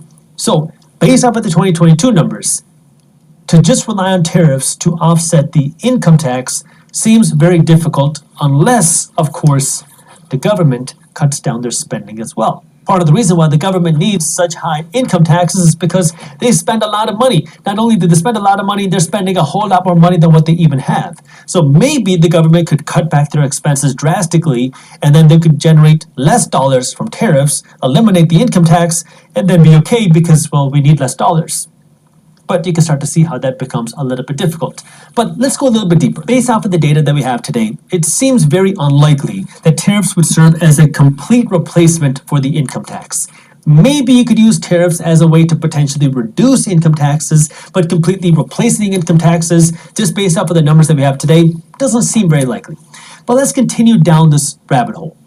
If tariffs were to get passed, and we were to potentially reduce income taxes as a byproduct of these tariffs, what would be the consequence of that? Could we be looking at potentially higher inflation? Well, let's dig a little bit deeper. It's very easy to understand how tariffs could make the prices of things more expensive. I'll give you a quick example. Let's assume that I sell shoes, and I sell this very ugly shoe that I drew for $100 at retail price. Now, if I manufacture the shoe in China, I'm not paying $100 for the shoe. Let's just say I'm paying $50 to get the shoe manufactured in China, theoretical example. Now, if there is a brand new 20% tariff that's slapped onto goods from China, that means now my cost on this is not going to be $50, my cost is going to be $60. Now, I have a few options. I could eat up this profit margin and take that hit if I wanted to, or I could pass down this $20 cost, and now instead of selling it for $100, I could sell it to consumers for $120. This is one way that the prices of things can go up, and it's pretty obvious. So yes, could this raise the price to $120 or $110 or $105 to make up for this higher cost? Sure.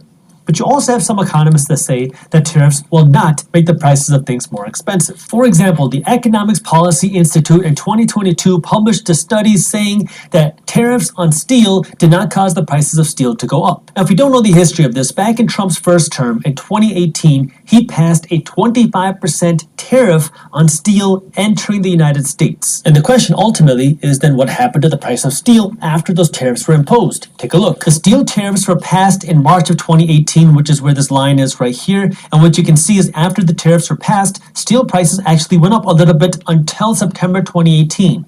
But then after that, steel prices actually fell and they actually became cheaper than where they were before the tariffs until the pandemic hit and then steel prices skyrocketed. This is why there's so much uncertainty as to what's going to happen with inflation if and when tariffs get passed, because number one, there's a chance that tariffs could make the prices of things go up because of this. There's a chance that tariffs could not make the prices of things go up because people eat up that cost.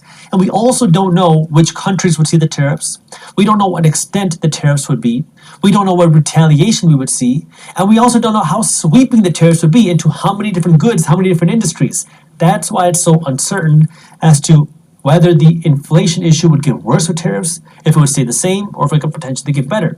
Not to mention the fact that this is where Trump has also kind of hinted that, hey, if we can pass some tariffs, well, then we can also pass some tax savings onto you.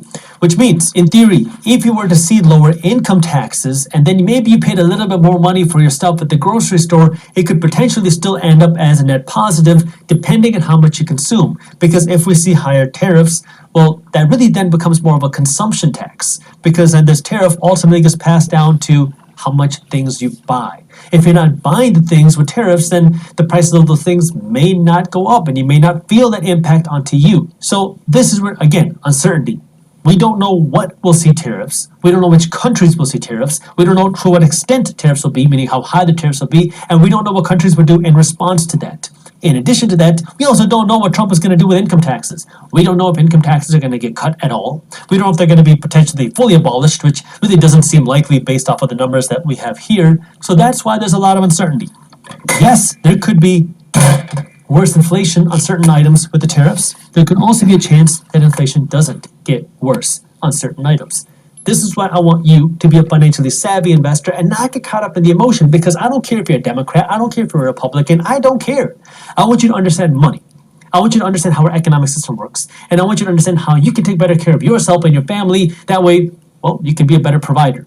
And in reality, at the end of the day, this is how our economic system works. There's a lot of emotional arguments, there's a lot of emotional things going on out there. That doesn't increase the value of your bank account, okay? You want to understand how money works. That way you can be a better investor. That way you can take better care of yourself and your family. And that starts with number one, not spending all of your money. That means you take the money that you earn from your job, you don't spend all of it, you save some money, and you put some money aside to invest. Now, if you have credit card debt, that's the first thing you got to worry about. You got to pay off the credit card debt first. If you don't have any emergency savings, you also got to take care of that. But after that, you got to stop spending all of your money so you have some money to save and invest. If you don't have any money to save and invest, you should not be worried about tariffs right now. The first thing you got to do is figure out how you can take care of your house. You got to figure out how you can have some money to save, have some money to invest, and not spend all of your money. Then, once you have money to invest, now you figure out how you can start investing. And you got to figure out the right strategy for you. Maybe you just invest your money into the S&P 500. Maybe you look for more advanced investments. You look for individual stocks. You look for rental properties. Look for businesses to buy. It doesn't really matter what you do, but the key is you got to put money aside to invest and then actually invest it. That way, in addition to you working to make money, your money's also working to make money, because at the end of the day, it is up to you to take care of your house, and the person in the White House is not going to take care of your house. That's why this is so important. You got to get your own financial education right, not get caught up in the emotions. But once you understand this, that's when you can start understanding what's happening in the economy. That way you can find more unique investment opportunities for you. Again, I'll be keeping you posted here on this channel, and also my team at Briefs Media publishes a free newsletter called Market Briefs every day, which will keep you posted on what's happening. And if you want more advanced investor research, we also have some more advanced products under our Briefs Pro products, where you can get access to more financial education and more investor research, if that is something that you're interested in as well. Our economy is going to change in 2025, and in this video, I want to show you how you can find... Okay, so anyway, what'd you think? Very interesting and informative. Yeah, I mean, I found it, he wasn't either side, he just was telling you what the facts are. And I found that very interesting. Yeah, tariffs is not going to replace income tax. No, but... he can't put enough tariffs on other countries to do that. Yeah, I'm interested to see what he is going to do. Now, Also, if you have kept in the news, Musk is, of course, drops a bombshell on Social Security. The magnitude of fraud is staggering. He's saying that there's, it says this post includes affiliates if you purchase a, no, that's not it. Where is it? Hold on. Says, okay, so they've been aggressively looking for spending and slashing and all that stuff and programs to cancel. So from dismantling the USAID to stopping $59 million in FEMA payments allegedly going to housing undocumented immigrants in luxury hotels, DOGE has been aggressive in looking for spending and slashing the programs to slash. But anyway, one of the things that it said in here was it said the amount of fraud that is involved in Social Security, it's really bad apparently, because apparently there is people that are over 100 that are getting well over 100 that are getting money that probably are not alive, and there's nobody there to look at that. The Social Security Administration indicated that it had sent out $72 billion in improper payments, including overpayments between 2015 and 2022, and that's just for Social Security. Imagine having that $72 billion back to use for something else. Or just drop the cost to government. Yes, it did. And but there's like I'm trying to find where it said how many people are dead that are receiving these payments. It was a lot. Let's see here. Well, they didn't have the age button clicked on. And so these people were living to 159 years old. Right, yeah.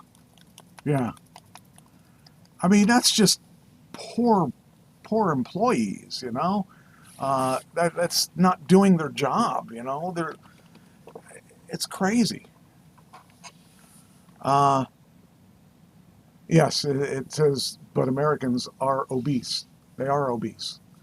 I am obese, as many of us are. Bitcoin, yeah, I mean, it's funny how Bitcoin, back when it first started, nobody would touch it because it was, nobody understood it, and I still don't really understand it, but I don't even know what to think about things like Bitcoin. But this is really, to me, shows how our government is out of control. That there are so many people getting money from Social Security that they should not be getting. He estimated the value of improper payments is $108 billion a year, indicating he had been given that number, although he did not reveal the source of the information. If that's true, $108 billion, I mean, that's a lot of money. It's a lot of money. And maybe it is time to clean up the government, there shouldn't be that kind of money that's out there. That, I really feel that's, the problem is it's so easy to cheat on that. As long as you're, like, if I wanted to, if I got you can get a lawyer to help you get your Social Security if they're trying to tell you like you weren't injured. They turn you down the first couple times because they think you're going to give up, and then you keep trying, and then eventually you can get it. But a lot of times, like, if the people that need it can't get it. I know Pam, when she went to get it when she was fired because of her illness and stuff, it took us a couple times to get that to be given to her, and she couldn't work, and she didn't have a choice. But they made it very difficult to get your Social Security. But once you get it, What we used to tell people is you will be turned down the first time you go for it. Yeah. I was turned down 3 times, and then I gave up. And then a lawyer company came to me and offered to get it for me. I said, look, I've been turned down 3 times. And they said, just give it to us. We'll do it. And they did it. They actually did do it. And I was legitimately, I mean, I've got scoliosis. I got all kinds of issues going on. And so that's... Dementia. You have a lot of stuff going on. I used to think I had dementia, but then I forgot about it. Yeah. But, the thing is that there was very little that, I mean, at that point in my life, man, I was having a hard time walking. My knees were shot. Well, they're still shot, but not bad right now. My shoulder, both of my rotator cuffs are blown, but I'm only having really a major issue with one of them now. I've had all kinds of issues that needed to be taken care of, and they still haven't been taken care of because I don't really want to have any more surgeries. So that's my State of the Union stuff that I wanted to talk about. Now, do you want to talk about Pink Floyd? Sure. Doug and I have been watching this show called Breaking the Band. And this will be the second one that we've done, that we've talked about. It's a show that talks about the formation of the band and all the things they've gone through and stuff. This one was really interesting to me because I knew some of it, but a lot of this stuff I didn't know.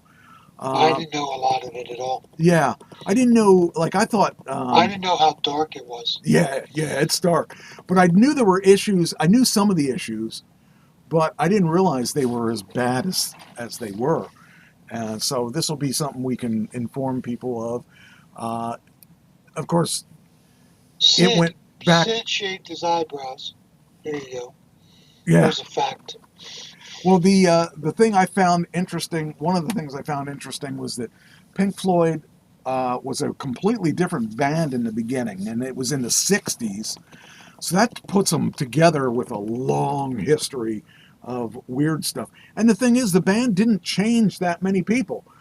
Syd Barrett was the main guy, and he ran everything in the beginning. Nick Mason. And then he did too much LSD. Yes, I wanted to talk about that. Lost his mind. Yeah, that was a time when everybody was doing LSD that was in the music industry anyway, and he proved he could be a case for why you shouldn't do it, because they had some good songs. I remember I didn't even know that those songs were ones that he did. What did she put? She says, "Oh, Christine, okay. Yeah." Yeah, you're correct. A lot of money. So Syd Barrett in the early days, the music was a lot different. The way that it once Syd Barrett left, it became more of less of a psychedelic and more of an anger music. But the music I liked best of theirs, I liked some of the stuff when Syd was in it, but really the stuff I liked, like you have Dark Side of the Moon. That was their first big hit. 45 million records sold. Yeah, and I love Dark Side of the Moon, but even more, I liked Animals, and I liked which one was it? It was the other one that was Wish You Were Here. Wish You Were Here. I love Wish You Were Here. Those 3 albums to me are the best albums for anyone just to sit and listen to and hear all the things that are going on in the background. And then, of course, you have The Wall, and then The Wall changed everything. But all those albums were after Syd left the band. And Rogers, actually, they were the loudest band in the beginning. And that's what Sid Vicious had. He had visions for the band. Or not Sid Vicious, Syd Barrett. And before that, we didn't even have... I guess Syd must have played the guitar in the first beginning of the band, because he must have been the lead guitarist. Yeah, he must have been, because Gilmore was, once Syd left, Gilmore came in, and then the band pretty much stayed the same for the rest of of the 70s.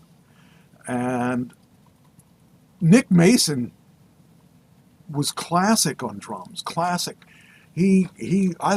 Some of those drum things he did. He is self-taught. Yes, and that's the amazing part of it. And Roger Waters, I got to tell you, that guy's a dark guy. He is. You listen to Animal, that's a dark. Well, before we get into that, one thing I forgot to say is that I can't imagine them on American Bandstand, but they were on American Bandstand. Yeah, with Sid and his LSD. Yeah, just really weird to think of. But you know who he reminded me of was Morrison, Jim Morrison, because back then Morrison was a lot like him in the way he wrote lyrics, the way he performed. You know, they had a lot in common. Of course, they died early, so that was an era where there were a lot of people dying because of their art, because they overindulged in whatever they were doing. That was so strange when Sid came into the studio. Which album were they cutting? I forget what album they were cutting, but he came into the studio when all four were still in the same studio at the same time. Yeah. And of course, that stopped at one point. And he had shaved his eyebrows, shaved his head, yeah, okay. and put on weight. Yeah. Yeah, he was a totally different person. Yeah, it's really strange how that band ended up. And then the big takeover of Roger, where he wouldn't let anybody do anything, wanted to fire the keyboard player and then rehire him, but as a musician and not as a partner.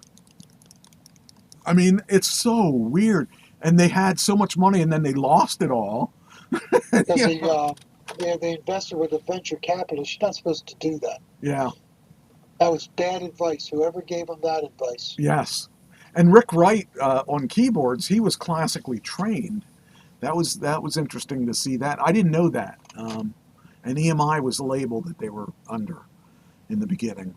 So, but yeah, I could see. So Animal was your. How about the Pig? That was up in the airstream. I thought it was funny when they said and they had fighter jets. Yes. Shoot it down. And I don't know if I knew that or not. It seemed like a story I heard before, but I can't swear that I really knew that or not. But it was interesting to see them talk about that. And I think I knew about that, but I can't swear to it. But I love the fact that they were willing to go to a different level than a lot of bands. A lot of bands just wanted psychedelic lights and stuff like that. But Roger Waters had a bigger vision, and most of the other band, I don't think, even got the bigger vision because they thought, well, that's cutting into our money. But, and all the drugs, they were flocked. Yes, they were. Yes, they were. That, as far as I'm concerned, it was one of the bands. When you have that much creativity in a band, it's bound to implode. And that's exactly what it did. And you have Roger Waters and you have Gilmore both in that band, and they were banging heads. When Roger left the band, he said, well, that's it for Pink Floyd. And he went to the Superior Court in the UK. Yeah. And he lost. And I'm glad he lost, because one person does not make a band most of the time. Sometimes it does. Sometimes. I mean, like George Thorogood and the Delaware Destroyers wouldn't be George Thorogood and the Delaware Destroyers if George Thorogood wasn't there. And notice that George Thorogood is first and the Delaware Destroyers are second. That's a guy who has the rights to all the whole band. But when you're talking about a band like Pink Floyd, I mean, it's a group effort. One person writes a song, but the other guys have to be there for it to progress to where it should be. Even my band, Ken wrote a lot of the songs, and I wrote a lot of the lyrics. And there were some things that I wrote all by myself, and there were some things he wrote all by himself. But it was a band effort, and it's kind of sad because the band I'm in now doesn't really want to do originals, and I do. I want to do this stuff that Ken and I never really got to do because he died. And there were a lot of good songs in that. But, I found an outlet for that. And so I think I might take Flocked and incorporate Uncle Sam Band songs and Classy Mike Trash songs and stuff like that. And do what I was going to do with Vital Idol, but I'll do it with Flocked. I'll take a song a week maybe and do a different song each week. So, but yeah, that band was really an ego-driven band for sure. And then Gilmore and the other two, Nick and continued and did 3 albums. Now, I never listened to those 3 albums. Have you listened to their? The first one that they did was a really, really, really good album. The one after The Wall, where they did Momentary Lapse of Reason. I like that album. The other ones I really am not familiar with, but I do really remember Momentary Lapse of Reason. So Okay. And that was one that was a commercial success. As far as I know, I don't know, and I know there were other albums, but I don't think I've heard any of them. Whereas, Roger ended up doing stuff up until they had a reunion or some kind of reunion they did too. With Roger there. Yeah. So it's a shame they couldn't. They lost. Go ahead. And then they lost. What's his face? Yeah, the keyboard player, Nick. Rick Wright. Rick Yeah. Wright. Yeah, I was. That's the problem with musicians. I mean, you get great music, but when it falls apart, you lose that entity, that thing they created, that monster that they created. So they had a lot of good songs, and it was nice because it was different from everything that was out the whole time. Nobody else ever really got close to what they did except Alan Parsons, and Alan Parsons produced their albums, or part of their albums. So we could see that. Did you catch the part where Roger, I think it was Roger, was a communist? Oh yeah. Well, he was a multi-millionaire. Well, that was a big fuss over the past couple years, where that he got a lot of heat about that because people, like, I think even in the last, not this election, but the election before this, he said some things, and he had jobs. He was supposed to play at Penn State, and they canceled it on him because of his political views. So that was kind of interesting. But I liked the show, and I really liked what they talked about on that. But the conundrum, because he was so rich, yeah, and then he ditches his first wife, his childhood sweetheart, his high school sweetheart, and marries an heiress, an elitist heiress. The contradiction that he had, to me, was very interesting. Yeah. Because he was so rich and he married into wealth. Yeah. And then he was a communist. I thought it was definitely one of their. I had forgotten all that stuff because when you said that was the one you chose, I was like, oh, I know everything about them. And then I watched it. I said, oops, I don't know that much about them. I forgot all of that stuff. Well, my favorite album is Dark Side of the Moon. Yeah. But then that makes me one of millions. Yes. But my favorite song is The Wall.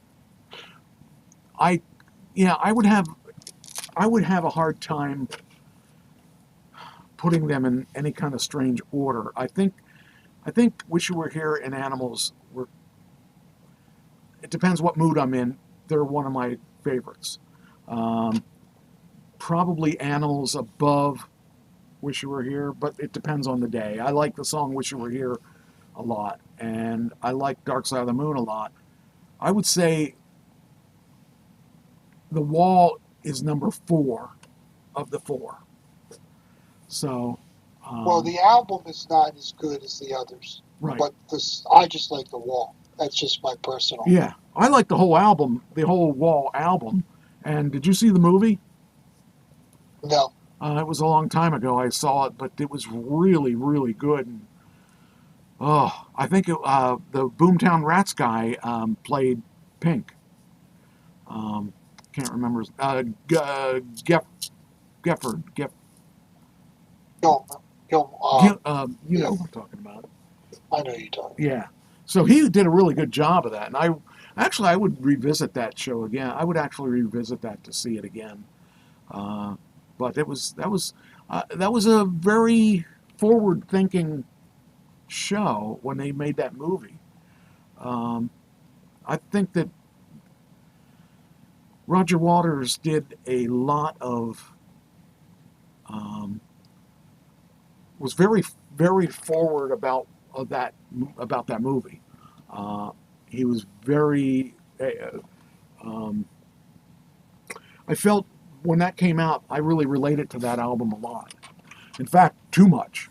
I was very depressed when that album came out, and that didn't help my depression any because I kept thinking about all the things that related to me, and it took me a while to figure out that was an issue back then because I didn't realize why I liked that album so much, and it took a lot of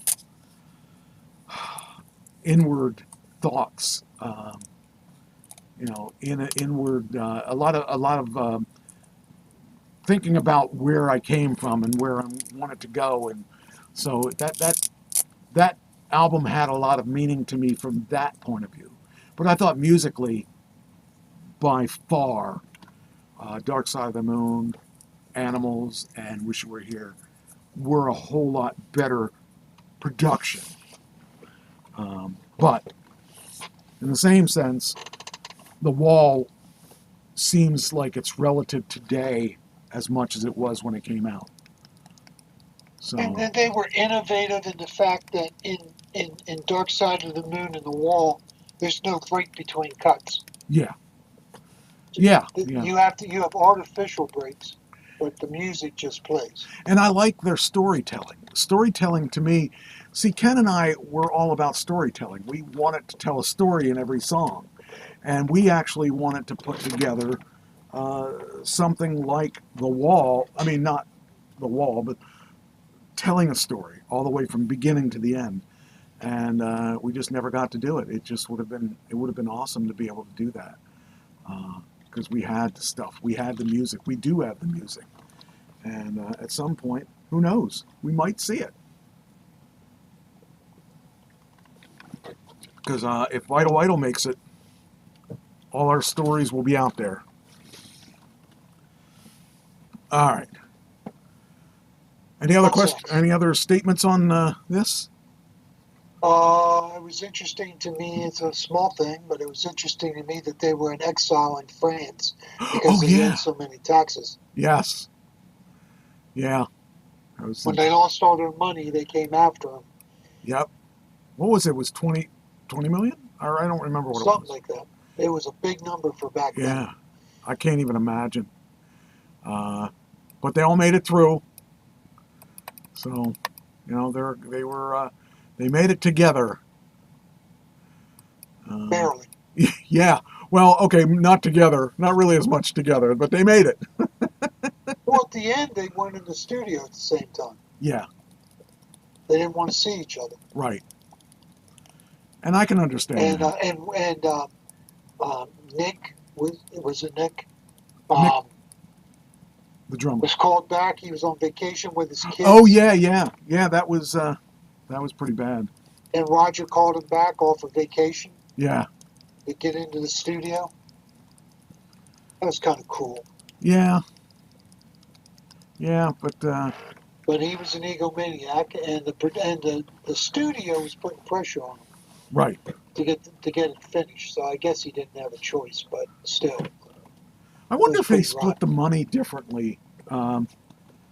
I don't think they did though in this particular case. I mean, he did get more money for the writing of the songs, but since he used the rest of the players on it, he I think doesn't. the money was split evenly.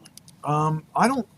The writing money in there's okay in a studio you have several ways things that like when I made my album, they tell you that you get paid. The way you got to figure it out, you have to get paid for licensing or you know whoever wrote the song or has the rights to the song. Like for me, it's the writing and all that.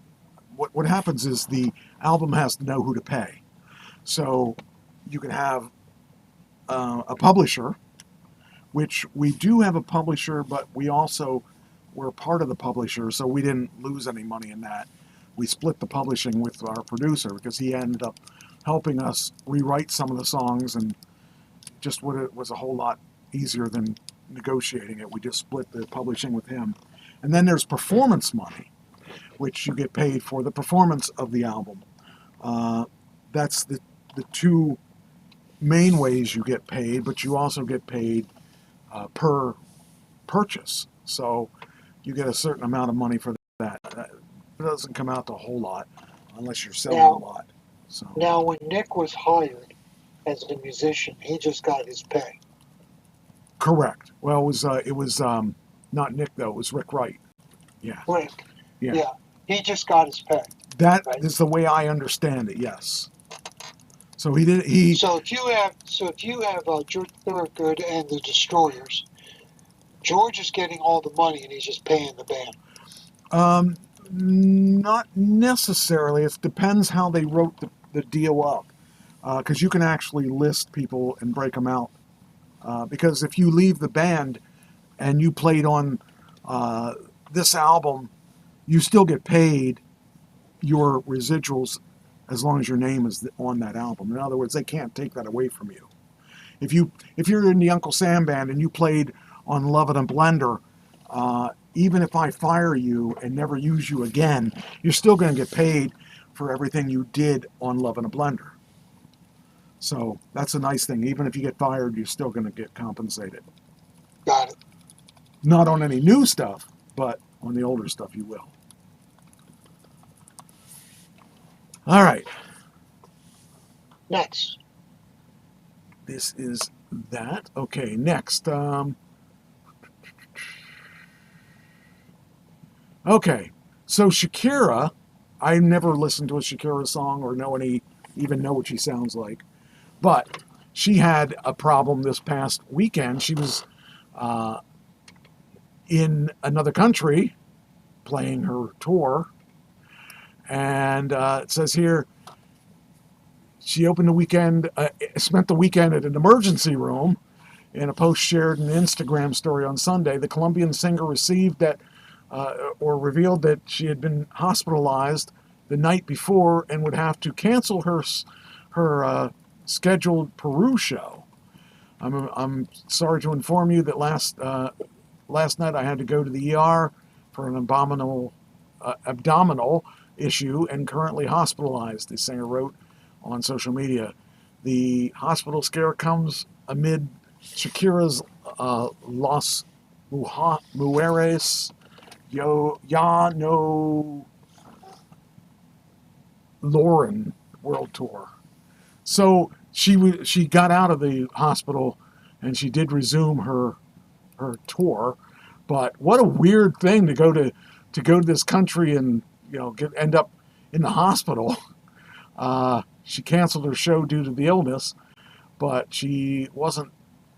Fortunately, she was a lot better. Shakira's 48. She arrived in Peru on Friday evening and was scheduled to perform Sunday and Monday. However, she canceled the first of her two shows on Sunday, informing the... I hate when my notes are covered up when I try to read them. Informing the fans that she had been hospitalized due to an abdominal condition. The singer kicked off her world tour last week with concerts in Rio de Janeiro and I don't know what that is, Sao Paulo. Her performance After her performance in Peru, she will continue the dates in Colombia, Chile, Mexico, Argentina, and more than a dozen U.S. cities, including Orlando, Florida, Houston, Detroit, Boston, New York, and San Francisco. So, yeah. I wonder what kind of money they make for going to those places. I would imagine they probably make pretty good money. I don't They know. probably make a lot of money. Yeah, I mean, I can't imagine. One of my dreams is to play a tour or at least a big stadium at least once. I don't think that's too much to ask. They should put me in a big stadium. I don't care if people are there or not. Just put me in the big stadium. So your ego wants you in the Hall of Fame, and it wants you in a mega stadium with 80,000 screaming people. I don't care if the 80,000 people are there or not. I just want to play. Even if there's only 10 people there in a big stadium, I want to play in a big stadium. I want to see what it's like to look out over the seas of audience members.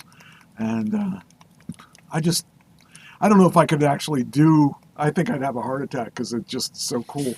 And but it's one of those things that I do have a dream of. I want to play in a big studio, a big stadium. So Before you go on to the next one, I one comment on Peacock when Yes. you look at Breaking the Band, yes, and you were searching for Pink Floyd. yes. Did you see that there are only 10 days left? You said that on your thing. Yeah, I saw that when you said that, and I will check around and see if I know where they're going, because That's too bad if they're going off. yeah, it's a shame, but they've had that on there. I don't know how long, because I watched it like, oh man, when did I watch that? When I first got Peacock, I started looking for things that are really cool, and I saw this thing, Breaking the Band. I thought, what is that? Then I start watching. I'm like, holy cow, this is really good. One of the best ones is the one they did on Twisted Sister. Mostly because the guy that did it was in Twisted Sister, the guy that hosted that. So it was fun to watch him.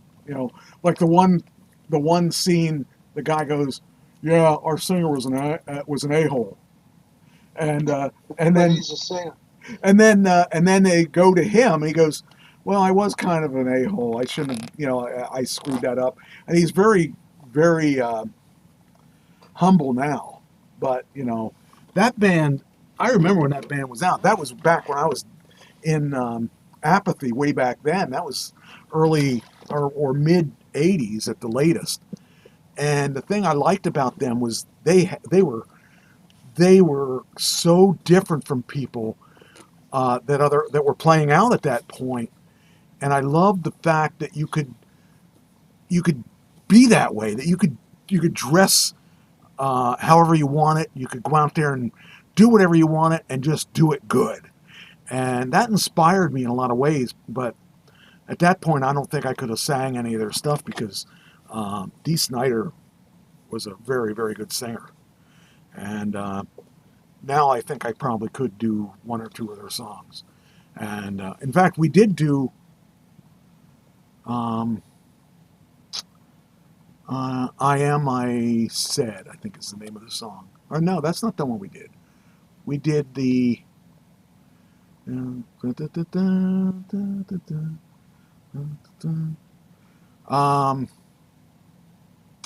shoot, we did do one of their songs. But anyway, I liked their idea, their attitudes, and all that stuff because it reminded me of the old rock and roll bands back then that had the attitude and wasn't afraid to do or say what had to be done or said. So I was excited that they came out, and I would have loved to have done their songs, at least one of their songs. But the band I'm in now, I don't think wants to do their stuff either, which is sad because I have a lot of things I'd like to do that I got to find the right people that would like to do that. But I don't see me changing bands for any time soon. I just don't like changing. I don't like starting over. And I like the guys I'm playing with now. It's just we haven't practiced for a while. All right. Okay. Okay, so we're done with the Shakira stuff. I can get rid of that. Shakira's alive and well. And then we've got... I don't know if I mentioned this or not, so I'll mention it anyway. So the Saturday Night Live did huge numbers this past weekend. The golden anniversary celebration of Saturday Night Live brought in ratings as well as some really cool past people from the 50 years of Saturday Night Live. They rented out Radio City Music Hall, and that was their building that they used. That was cool. And the thing that was really cool was that the audience was built on people that were on the show. No one in the audience didn't have any affiliation to the show. If you were on the show at some point, you were in that audience. And that was kind of cool to see Radio City Music Hall full of these people that were on the show at one time or another. That was pretty neat. And they played some things that were new. They played some things that were old. It was a good show. And I really like Peacock. I think Peacock is it's something that WWE did with their libraries a long time ago. Early 2000s, I would say I would even go to say that it might have been pre-2000s that wrestling, WWE had their own library. For like $10 a month, you could get all the pay-per-views, and you could also get to watch their archives from everything that they did. And plus they were involved, they bought libraries of World Class, of Stampede, and all these other organizations that you may have never seen. So as the companies were getting older and the people wanted to get out of the business, Vince McMahon ended up buying all that stuff, and that was an interesting purchase. And with this new thing with Evolve, WWE is going to be doing a promotion called Evolve, and they're doing one called let's see, it's what is it? LPN, whatever it is, it's Legends. I don't something and Greats. I don't L something G. Anyway, it's kind of cool because they're working on this thing where they're showcasing new people on this show, people that don't have a contract, and they're going to in March they're going to start this thing called Evolve, which was started in 2010, but Vince McMahon wouldn't acknowledge any other wrestling organizations except his own. So he nixed it so that Triple H couldn't do that promotion. And now that Vince McMahon's out of the picture, he can go ahead and do it full force. And it's a really good thing. They're bringing together the wrestling world. They're taking the independents and showcasing some of the independents, and they're taking some of the independents and moving them up the ladder. So Christine said it's Let's Effing Go, but I forget what the other. It's Legends. I don't remember what the other thing stood for, but it's really, really good. It shows you some insight to the wrestling world that you wouldn't have seen before too. So I really like the show, and I think it's going to be good. And then when Evolve comes out, they're going to take indie guys, I think, and showcase some of them guys. And then if you're the guy that has the indie promotion that they work for, they will give you a little kickback for helping them find people. I believe that's how it works. It'll be interesting to see how it goes. But anyway, the Saturday Night Live thing, if you want to see it from day one, from the first show, they have archives for 50 years. 50 years times 23, 24 episodes a year. That's a lot of watching. I'm going to be watching that for a while. So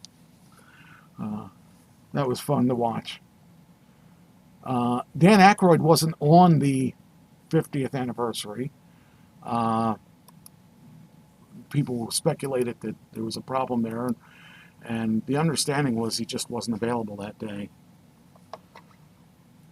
But they did a good job of keeping me entertained while it was like 4 hours. It was a long show. But of course, you got to cover 50 years in whatever time it is. So, anyway, all right. So, that's that. Then we got Captain America. Evans' Captain America wasn't expected to save us. So why is it Mackey's? They changed Captain America's. Did you know that? Yes. Okay, they changed it from Chris Evans to Anthony Mackie.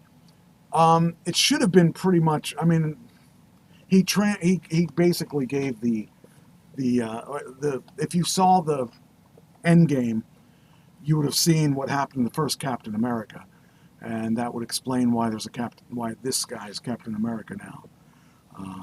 So I don't want to get too far into it, but it is something that I liked the switchover, but I didn't see this movie yet, so I don't know if I'll like it after. I think I will. So Anthony Mackie was on the earlier ones too, but he wasn't the main guy. He wasn't Captain America. So it says it was the response from the critics and general audience, and given how the divided America is right now, the questions concerning what the American dream even means today, it's both fitting and frustrating. While the film has its share of structural and technical wrinkles that can't be smoothed over, a significant part of this division comes down to expectations. And just as it was in the comics, segueing from Steve Rogers to Sam Wilson doesn't come without controversy. With America facing historic levels of corruption, apathy, and greed, while civilian, social, gender, immigration, and education rights are being dismantled by the day, nobody seems to know what to do. Our elected officials won't save us, the wealthy won't save us, and white Americans who hold the vast majority of voting power in the country certainly didn't save us. So now it's somewhat ironic given the conversation surrounding Brave New World. So I think they'll do fine with them. They apparently didn't do bad in the box office, so that's a good start.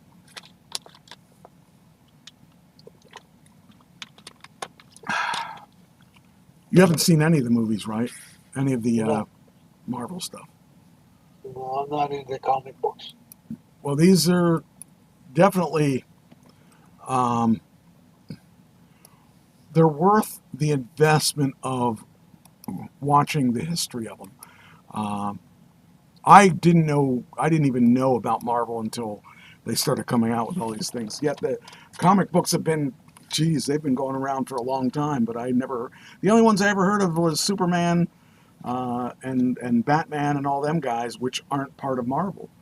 So I was not part of the Marvel universe until I hit my 40s. But I liked it.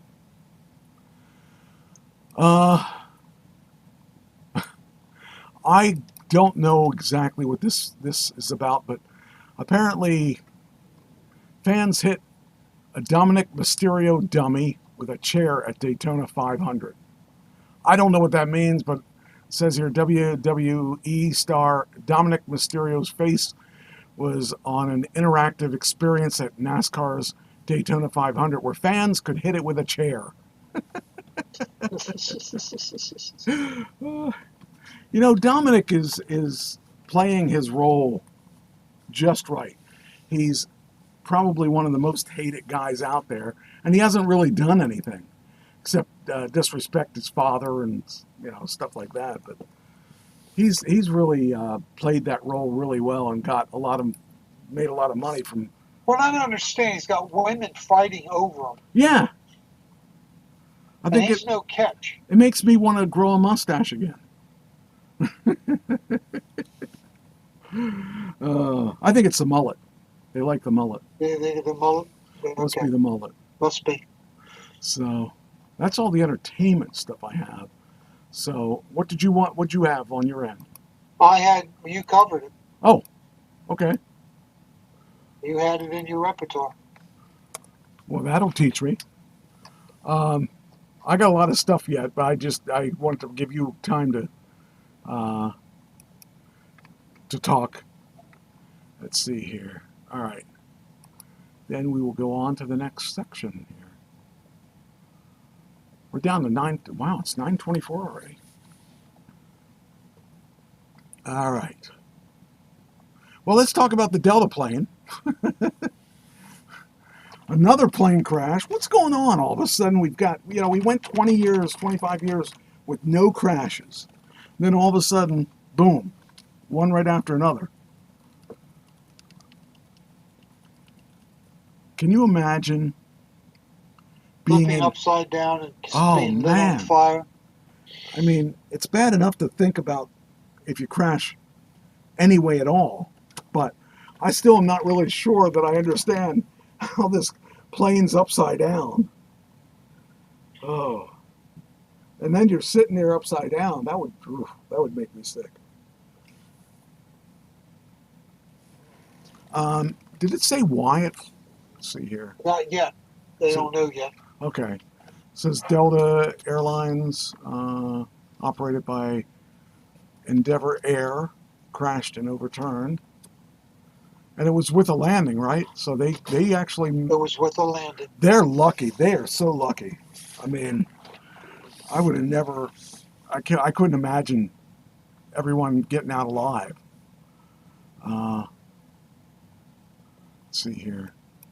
And I think everyone's been released from the hospital, too. I could be wrong on that. Authorities led by the Transportation Safety Board of Canada are still investigating the cause of the incident.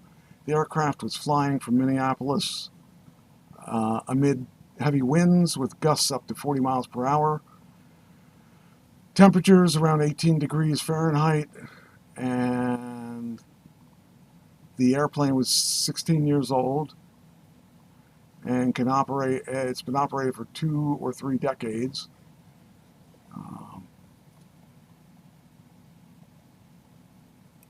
Got a picture of the crash. There we go. That is just crazy to think about being... I mean, there's the airplane upside down. And no wings. Yeah. Wings came off in the flip. Man, I would swear off flying for the rest of my life if I was in that. That's just crazy. They're lucky nobody got hurt. Oh, there you go. Wow. They had to land that way because their tires were probably flat. There you go. That's just crazy. And you're sitting there upside down. I can't even imagine that.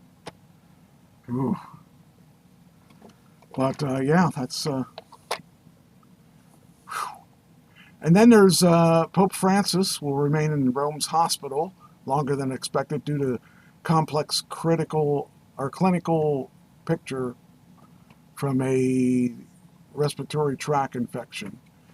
Now, you think that's, I mean, I don't know how serious that is. That you said it could cause death.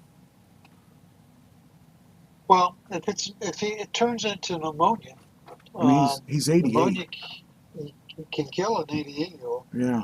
Easy. Wow. So, yeah. Personally, I won't be sorry to see him go. Well, it says making. He's a very liberal man.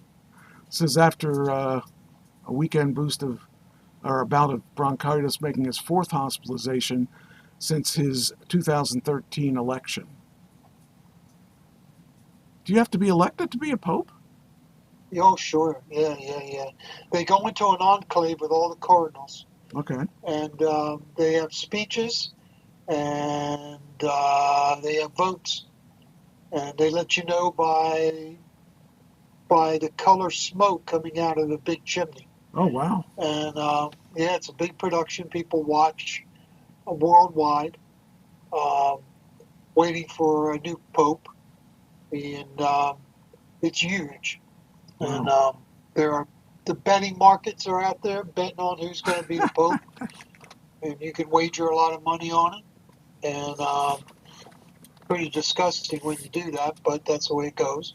Yeah. And this guy's very liberal, and he has liberation theology, which I don't agree with, which I'm not going to take the time to explain. But he does care about the poor. Okay. That's his number one concern, so that's a good thing.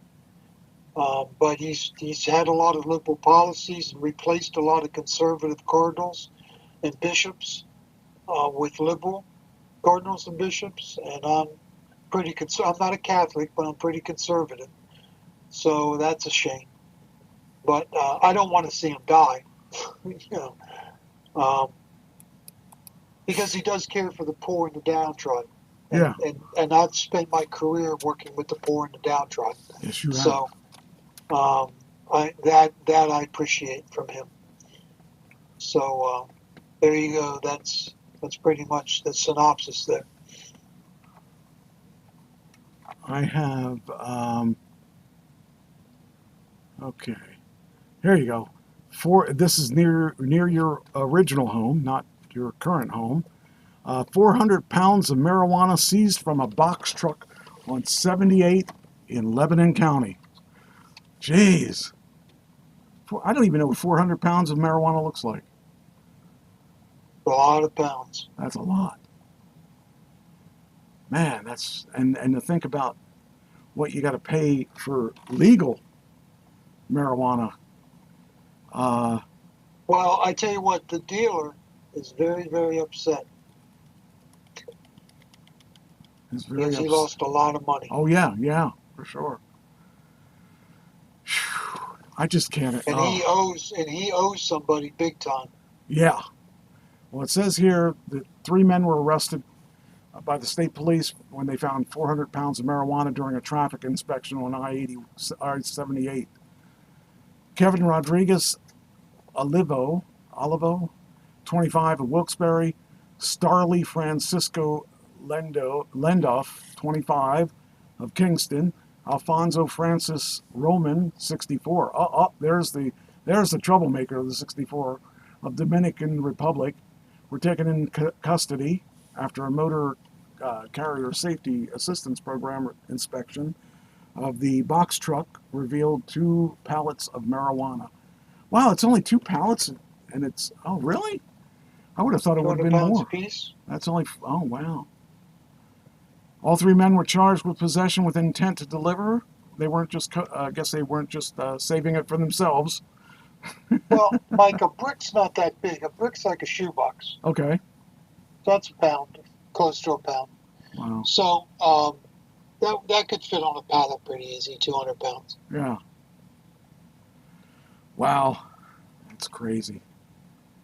I don't know why anybody would even buy it on a illegally, because you can get your medical marijuana card, have it legally, and I understand that it's, if you buy it through medical marijuana, everything is so much purer, and you don't have to worry about somebody putting fentanyl in it.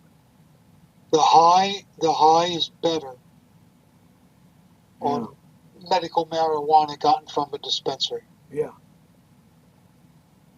I mean, I don't know what kind of price difference it would be, but I would imagine it's pretty expensive, but it's comparable to what you buy on the street. The street's a little bit cheaper. That's why people still buy off the street, but you run the danger of being laced with fentanyl. Right. How many times have we had a story about that, you know? Yeah. It's crazy. I mean, that's a killer. And, you know, my guys in the center, you know, they do fentanyl and they're playing with death every time they use. Yeah. Anyway, yeah, that's crazy. Okay, what do we got next?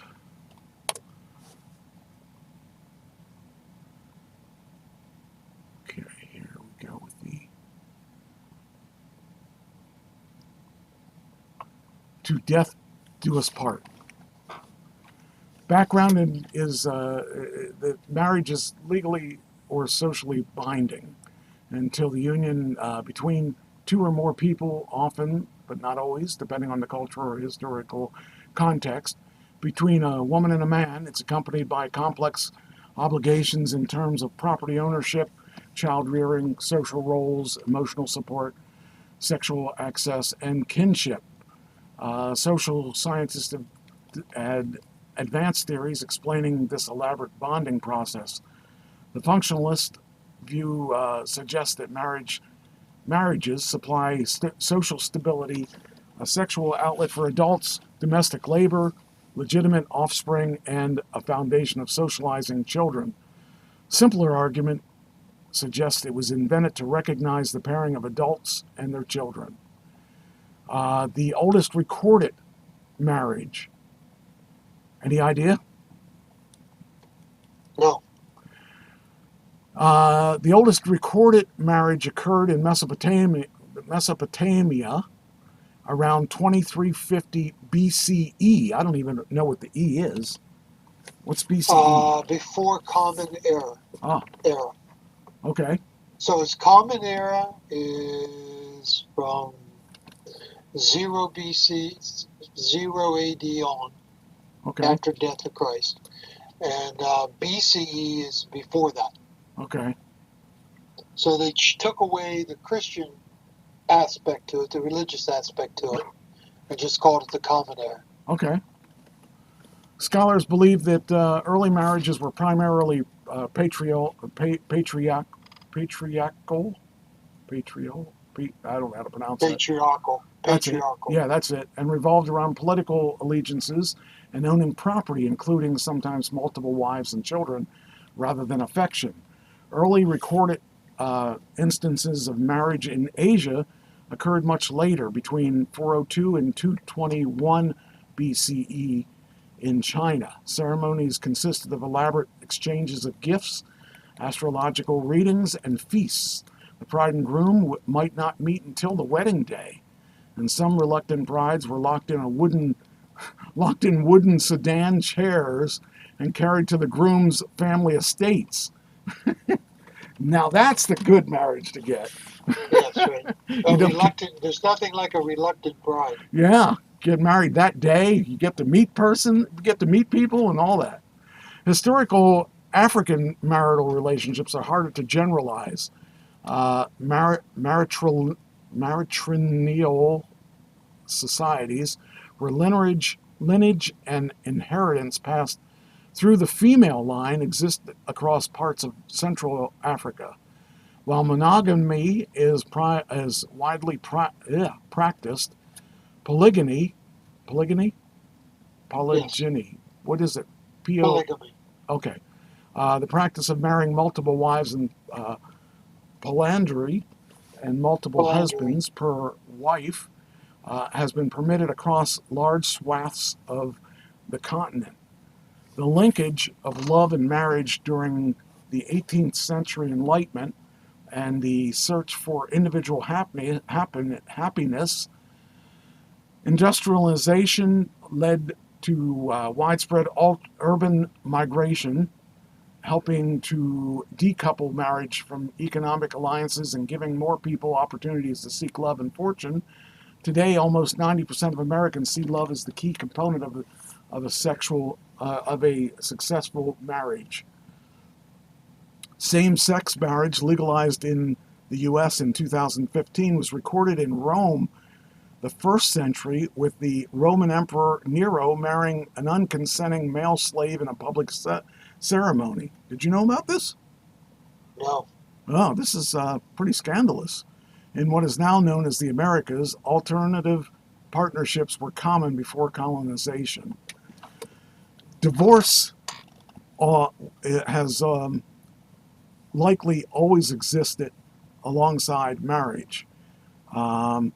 Divorce rates among hunter-gatherer groups and early agriculturalists resemble those of modern times. The rules and rituals in the U.S. and many other countries, marriage is a legal institution regulated by state authorities with rules around marriage licenses, ceremonial authorities, and age limits. U.S. states only recognize a legal union between two people.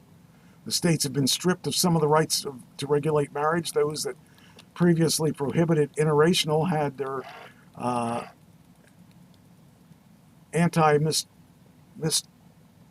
don't even know what word that is. Miscegenation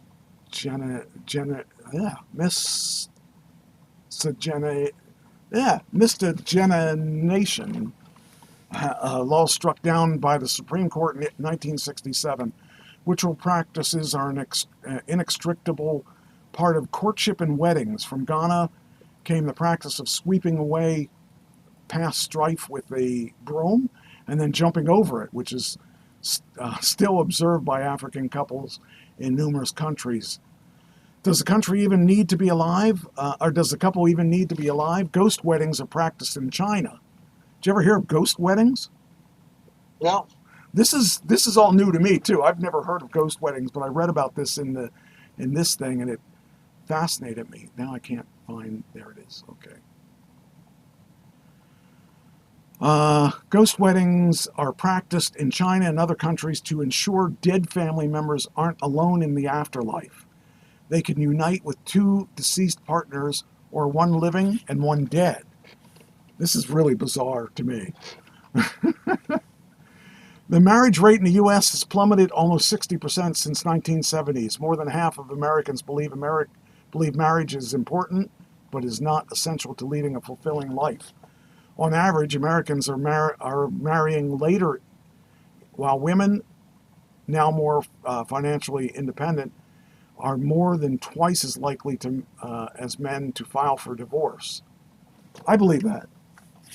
Social and economic factors, including higher costs of living, may be contributing to failing marriage rates. While rates among higher income groups have remained steady, fewer middle and working class people, particularly men, have financial means to marry and support a family. You know, it's funny. I watched a lot of my friends get married and have kids. I never really wanted to have kids, but I look at the sacrifices that they made, and I'm sure you did. You made sacrifices for your kids. Oh, yes. And I just didn't see, because of my background, I was trying to make sure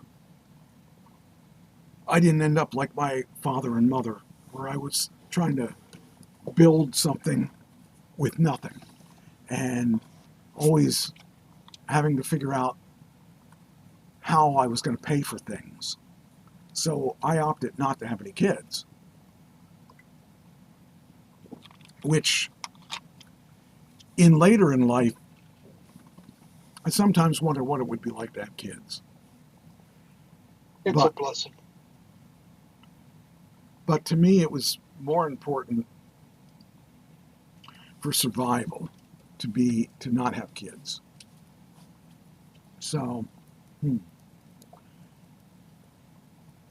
Overall, to use a cliche, at the end of the day, it's a blessing to have kids. Good kids. If you have bad kids, it's not a blessing. But if you have good kids, it's, even if they're bad, you still love them. Yeah. You know? But you worry about them, even when they're, when your oldest is 30, you still worry about them. Yeah. And you still pray for them and worry about them. Both of my kids are saved and married to save the men. And they're Rashenda's telling her kids about the Lord and homeschooling them and teaching them good morals. And that's a blessing. My kids don't do drugs. My kids don't drink. My kids, they're good moral people, and I couldn't ask for much more.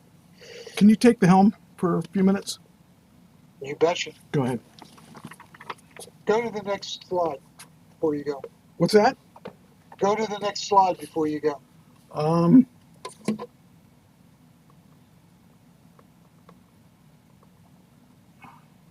Never mind.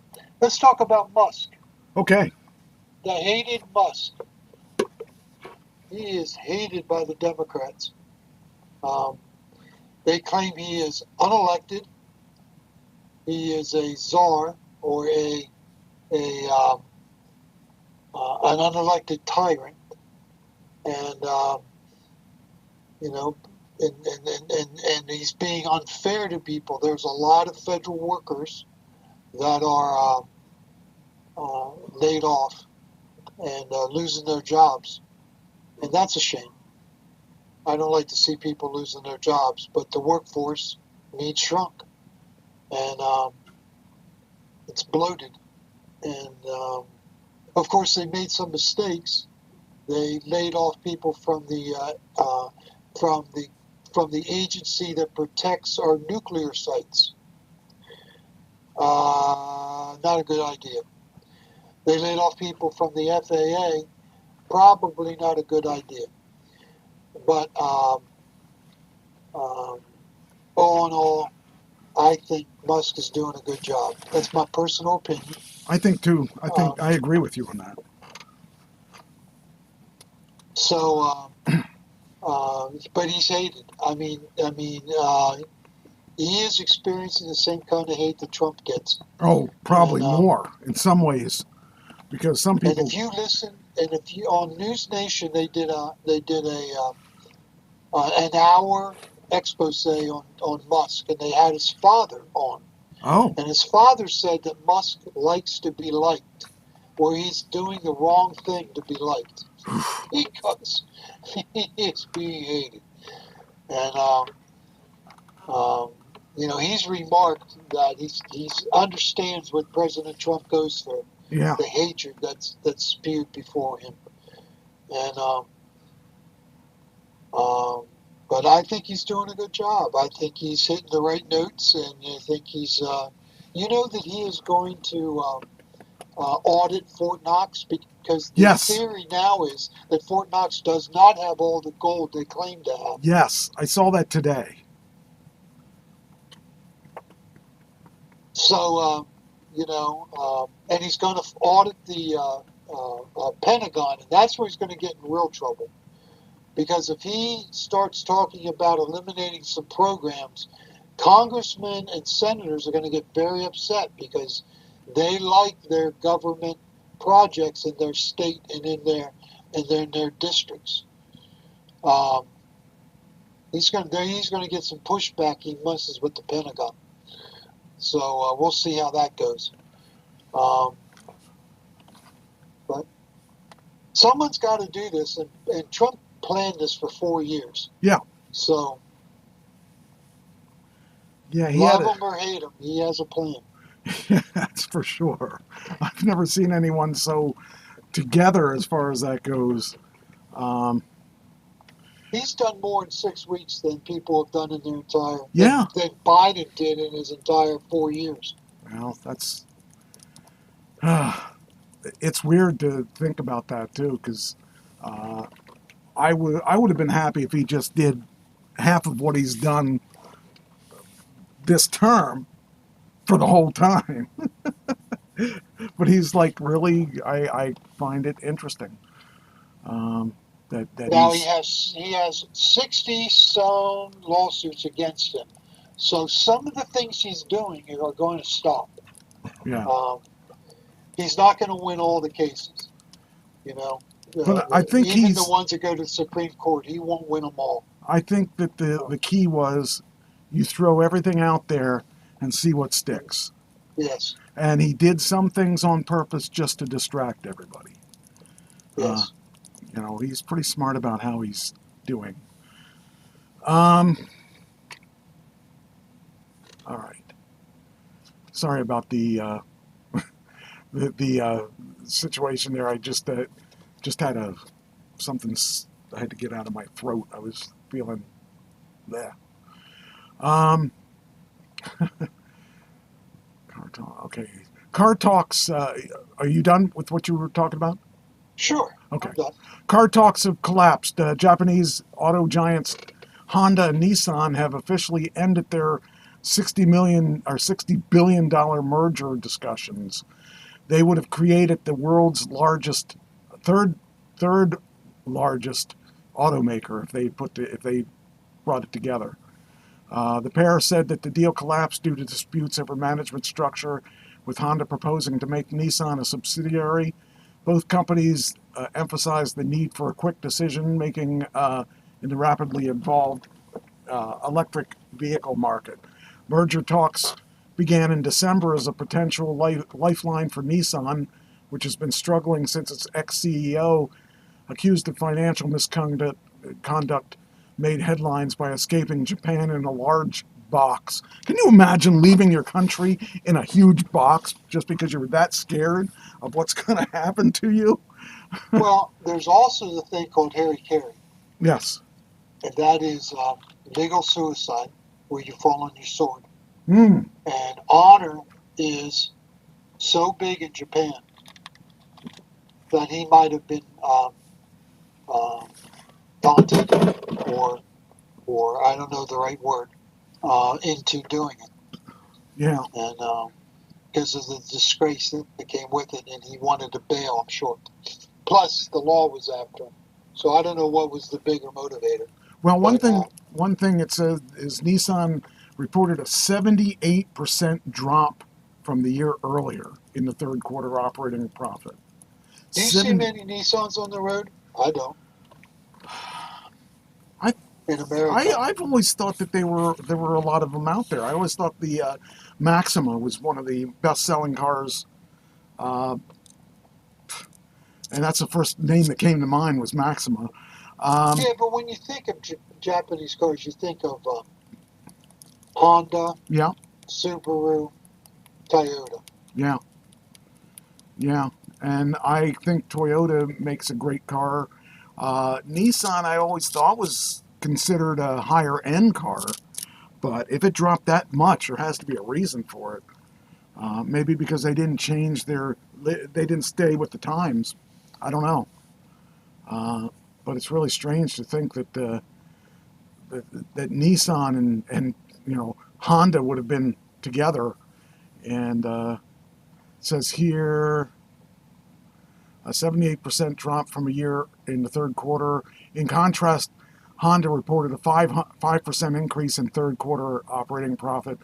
Nissan announced a turnaround plan yesterday that includes $2.59 billion by 2026 through headcount reductions and production efficiency measures.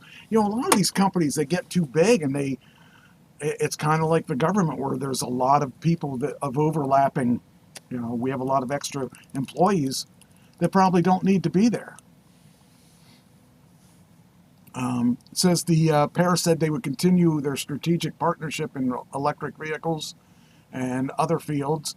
Nissan, already part of an alliance with Mitsubishi and Renault, is reportedly exploring new partnerships, including with iPhone manufacturer Foxconn. By the way, I heard something today that was interesting.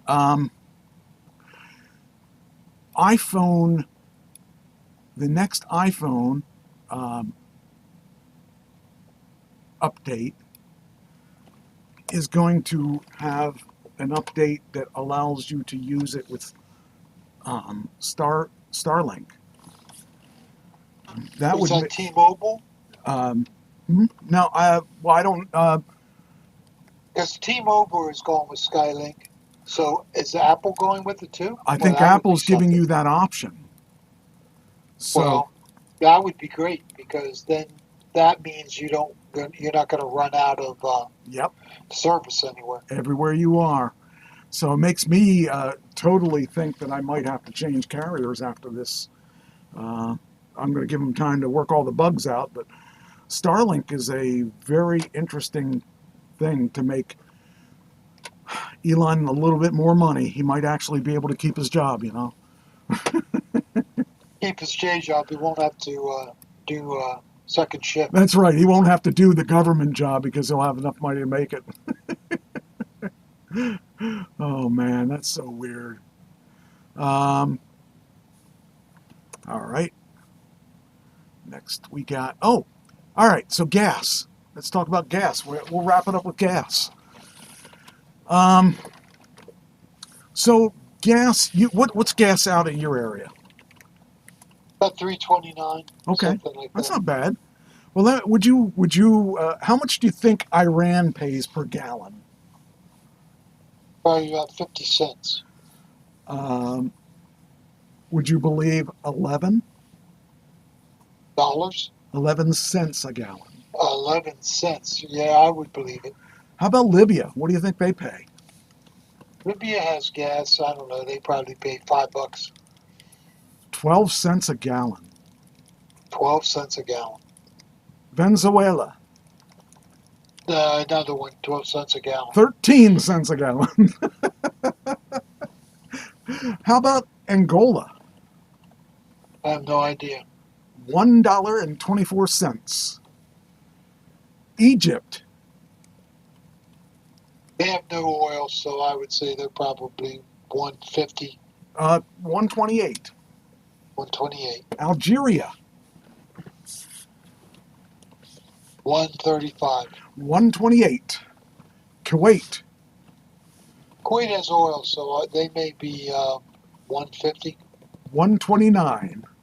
Oh, I've never even heard of this place, but Turkmenistan. Turkmenistan? It says Turkmenistan. Turkmenistan. Turkmenistan. Yeah, that too. Turkmenistan. $1.30? $1.62. $1.62. Malaysia, $1.70. $1.75. Kazakhstan, Kazakhstan. $1.80. $1.78. Hey, we're within 5 cents. I don't even know what Bahrain is. Bahrain, B-A-H. Bahrain. Okay, B-A-H-R-A-I-N. It's Bahrain. Okay. Bahrain. I believe so. Okay. Let's see, 190. 201. 201. Bolivia, 205. 205. You got that right on the money. Qatar. I'm guessing, man. I'm guessing. Qatar. Qatar has a lot of money, so maybe 210, 218. 218. Anyway, the world average is supposedly 470 a gallon. Who's on the high side? I will tell you, do I have this to put, maybe I do. I might have it. Hold on, let me see if I think I have the link. Maybe I do. Yeah, I do. Okay.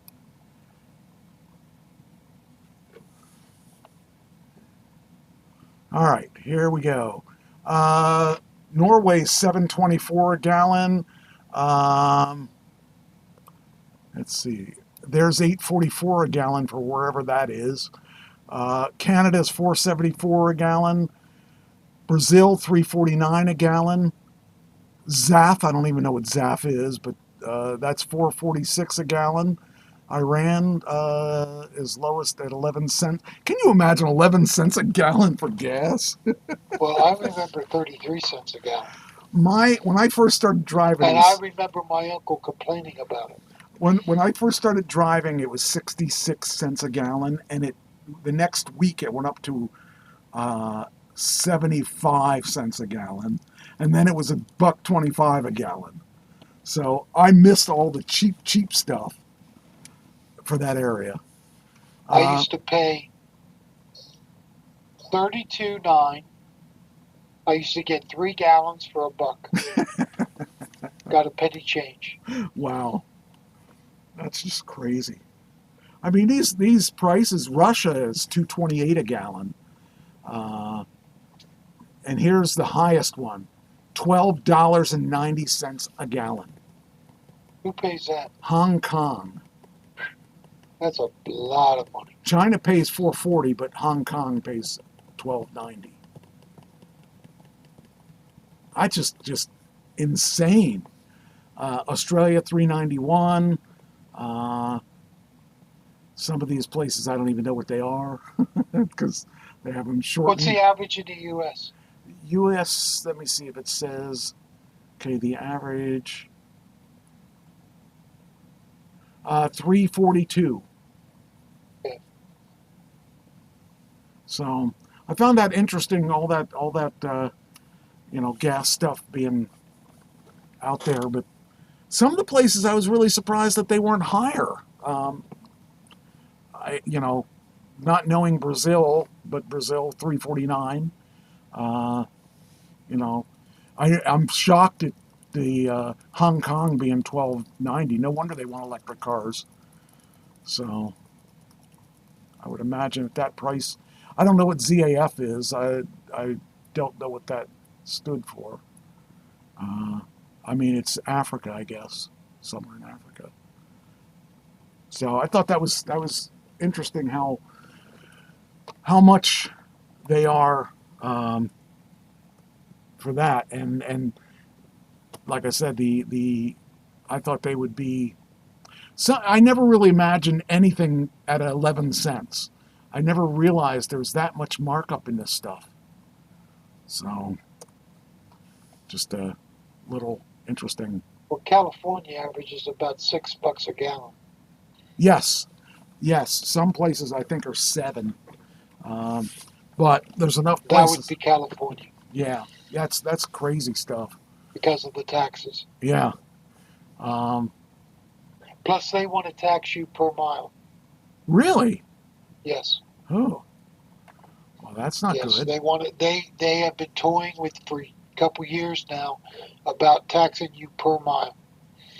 Wow. That would be bad. And lastly, America's most popular pizza toppings. What do you like on your pizza? Well, I like cheese, but I'm guessing pepperoni. I would guess that would probably be as well. I didn't read the article, but I would imagine that would be. Let's see what we got. Pizza top. They give us a map. You're Ohio. Let's see where you're at. You're a pizza.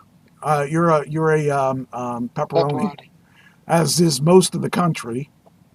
As you can see, most of the country here is yellow with a red dot. That would be that. Now, bacon is doing fairly well in smaller states, in the blue states. The green states are sausage, which there are a few of those. It looks like there are 1, 2, 3, 4. There's 5 states that do that. There's one state that does no, that's not pineapple. What is that? Mushrooms. That's one of their big ones. Let's see here. What's that? That looks like a turd. I can't see what it is. I guess that's a blue one, maybe. These are all bacons here. So it says pepperoni is number 1, perhaps unsurprisingly, considering its prominence and versatility. The classic and beloved pepperoni is the most popular pizza topping, taking gold into an incredible 29 different states. It's also second choice in a further one. Further 17. So you got that. And then bacon's number 2. Number 3 is sausage, and number 4 is peppers. Number 5 is mushrooms, but it's tied with pineapple and it's tied with chicken. So those 3. I do like pineapple. I love pineapple. I didn't think I would. I would say when I first heard about it, I thought that's really un-American. And then I tried it and I said, okay, I like it. So pineapple's good. But it says least favorite. It says the number 1 least favorite is, the results are in, ranking across all 50 states.